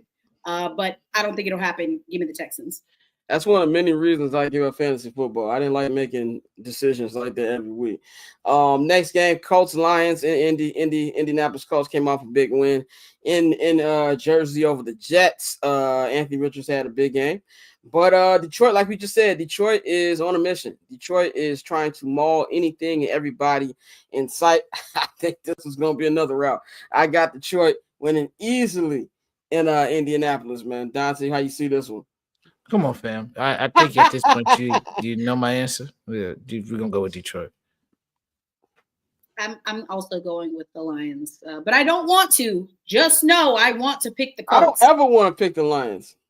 I don't want to pick anybody in my division, but I have to be non-biased. Next game, this is a division game. Raiders Broncos in Vegas. I think it's gonna be a competitive game. But I'm going to Broncos, man. Bo Nix. And shut me up. I did not think Bo Nix is going to be as good as he's been this season. I know Courtney's very, very happy about that. She was not here when I said on Monday. I think he's gonna be winning. I think he's gonna be offensive rookie of the year. I think he's gonna steal it from Jaden Daniels, and I think he's gonna win it. And I think the Broncos gonna win this game, and he's gonna have another good one. And that's what I got with that one. Courtney, how do you see this one? I know you're probably gonna pick the Broncos, but no, 100%. Yeah, Bo Chapman Knicks is about to lead us to the promised land. Let's go. Let's go Broncos. Go ahead, Dante. My bad. I definitely got the Broncos, bro. The Raiders. This pray should do something. Yeah. Pray should do it falls into your lap, bro. Because I think, but I mean, I like Mike Vrabel as a coach, so I think if you do bring him in, you got some hope for the future. But as for Sunday, they have no hope. I'm gonna go with our favorite fake old nigga, Bo Nix, and the Denver Broncos. I'm like, damn, he's like a few months older than like Michael Penix, you know? Yeah. Like, yeah, he's not bad. That's why I say, like, I said that last week. It's still a nice super senior. I'm like, damn. It's still a nice running joke to say that he was during the Obama administration. Yeah, I was gonna say, Courtney, you would have been proud last week. We actually shot Bo Nix a lot of bail. We did. We really did. We shot him a lot of bail. I did not want to, but like I said, I try to be non-biased on this show. This next one, I'm pretty sure it's a clean sweep. You know, there's a lot of bad juju for the Packers at Lambeau Field against this team. Brock Purdy will not be playing on Sunday. He was ruled out today. Nick Bosa has also been ruled out. I think George Kittle's either questionable. He might not play. I got the Packers easily winning this. Do y'all disagree with me or y'all Packers too? Yeah, Packers. I got the Packers. Packers win this. Next game, man, we got a big division matchup. Seahawks, Geno, or future Justin Fields, as Dante likes to call him, walked down the Niners last week. Now they're going to be at home taking on the number one team in the NFC West. That is the Arizona Cardinals. I got an upset alert. The Cardinals had a bye week last week. The Cardinals, as good as they played, I still think they're a Dr. Jekyll and Mr. Hyde type team. And I think Seattle's feeling pretty good coming off that win. They're home. I think they're going to get the upset. I'm going with Seattle in this one. Dante, how you see this one going?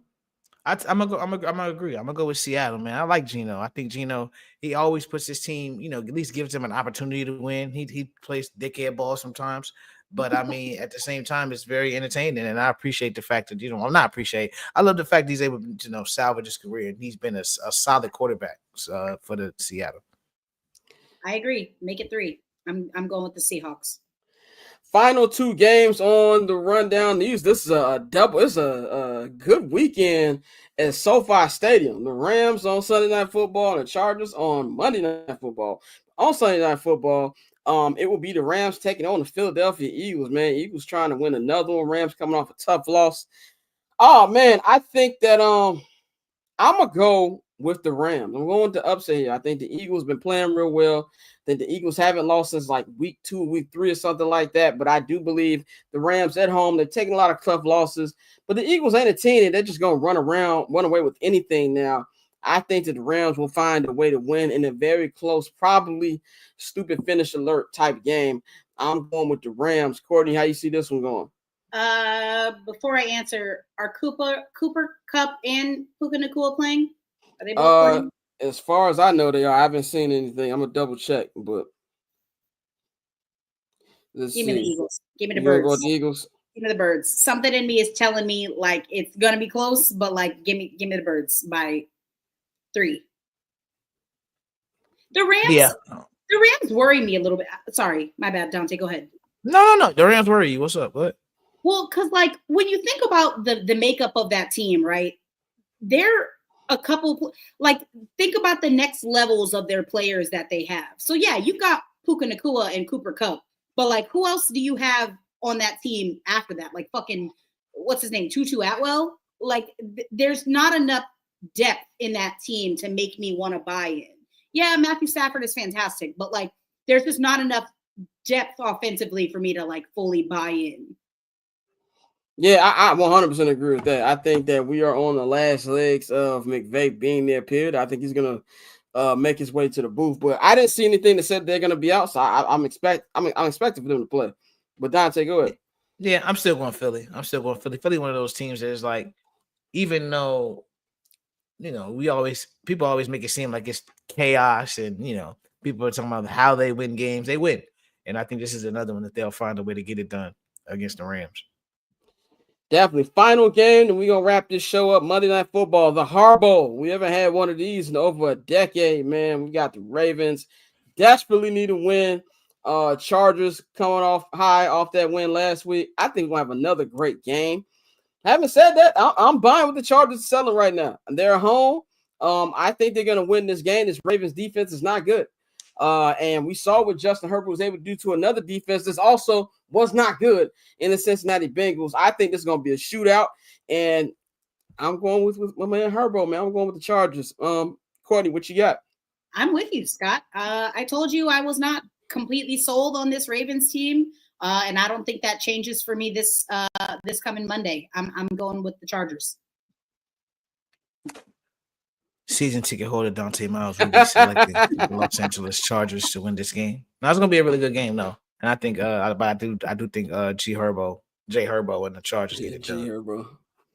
Yeah, man. So that is our Week 12 picks. We hope Bang get better. Bang had an issue, but he'll be back.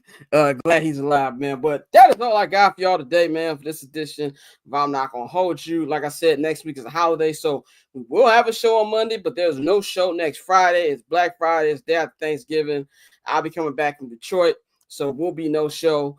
But we'll be back on Monday, breaking down a big week and get you ready for some of the Thanksgiving games, man, as you get ready to watch the Bears maybe get smacked up in front of company. I will be in Detroit. No matter what the game is, Detroit, I love going. Detroit is one of my favorite cities.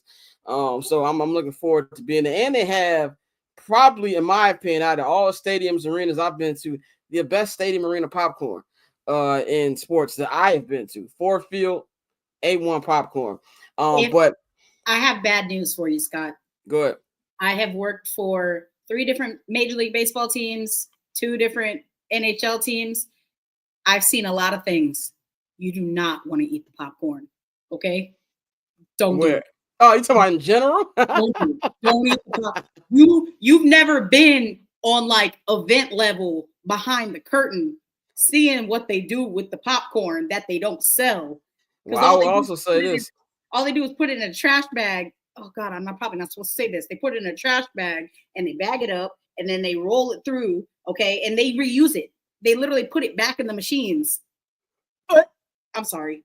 I can't. See, now I'm not going to have popcorn next week. I was looking forward to having popcorn. I didn't mean to just ruin that for you. Unless you see it freshly coming out of the do not order the popcorn. If it's in a bowl, like for you to take, don't order the popcorn. They usually, from the couple times I've been to Ford Field, they've had it like in a popcorn machine. Yeah. If it comes out of the popcorn, but like when you first get to the arena, they'll use the leftovers at the bottom and then they'll pop fresh on top. I can't speak for every stadium. I am simply but the ones you've been to, for sure. For so many sports teams and traveled to so many different sporting venues, I can't ever trust the popcorn. Well, I used to work in a meat market at Jewel High School, and I wouldn't trust some of the meat back there either for grocery stores. So, anything y'all want to say before we wrap this up and get the weekend started? Just a big Roll Tide and a Forks Up. ASU plays BYU at home tomorrow in Tempe. It should have been a night game, in my opinion. If you are in the greater Phoenix area, go to that game. Wear gold. Forks Up, baby. Dante, anything you good? Dante's mad at DoorDash. Dante's eating because someone stole his food. No, I am very upset, but no, I ain't got nothing. I'll tell this quick story about my food getting stolen one time. It was actually during quarantine, which made it even more annoying. In quarantine, I had so much money from the government, like they just throwing us money. I was like, you know what? I'm gonna buy me a TV stand for my TV, and so I was putting the TV stand together. And I ordered some Chick-fil-A because I ain't had no time to get up and cook. I'm like, I'm going to get this stand together. And I am not a handyman, so it took me way longer than it would the average person. So I get an alert on my phone, say my food is coming. So, my apartment's on the 3rd floor. I'm like, I'll be good. So I got like 2 minutes after the alert. Open the door, food ain't there. I'm like, what's going on? So I'm looking for the food. And I knew who stole it. My next door neighbor, them high niggas who's next door to me, they stole. 2 white boys stole my food. He gonna tell me, yeah, bro, I think some kids took it. Because I asked him, I'm like, I can smell the weed coming from here. Number two, there's no children on our floor. All the children on the first floor. So you trying to tell me the kids came up 3 flights of stairs and stole my Chick-fil-A? No, you stole my Chick-fil-A. And then I had to reorder it. I didn't have to pay for it because I told DoorDash somebody stole it. But I feel your pain, Dante, especially when you're hungry and you're waiting for the food to come and it's not there. I definitely understand. It's just the principle. You on mute. Like, Oh, there you go. You stole my shit. It's just the principle. It's just the principalities, man. That's why I'll be on the porch when them niggas come. Like, nah, I'm out here. You know where to drop it off right here, man. But y'all can follow Courtney at 1-800-CALLER-BRO on all social media platforms. Follow Dante at OctoberZone. You can follow me at Barberchair Scott on all social media platforms. Follow the Barberchair Network. That Barberchair Net. Follow HMB Media at HMB Media TV on Twitter and at HMB Media on Instagram, man. And it's Barberchair Scott on all things, including Blue Sky. I'm on Blue Sky as well. Look out for me on there. Subscribe to the Patreon. Patreon.com/Barberchair Network. You take your phone, scan the QR code, it'll take you right to the different tiers on there. If you subscribe to the $10 holler, that is the Barberchair Access tier, you get 25% off your first order on the bcnetshop.com. That is the Barberchair merchandise shop. And if you already subscribed, you're somebody who's not subscribed, we got some nice Black Friday stuff coming for y'all next week, man. So get in tune with that. That's all we got for y'all. Y'all enjoy y'all sports watching weekend, and we back with y'all on Monday. We up out of here.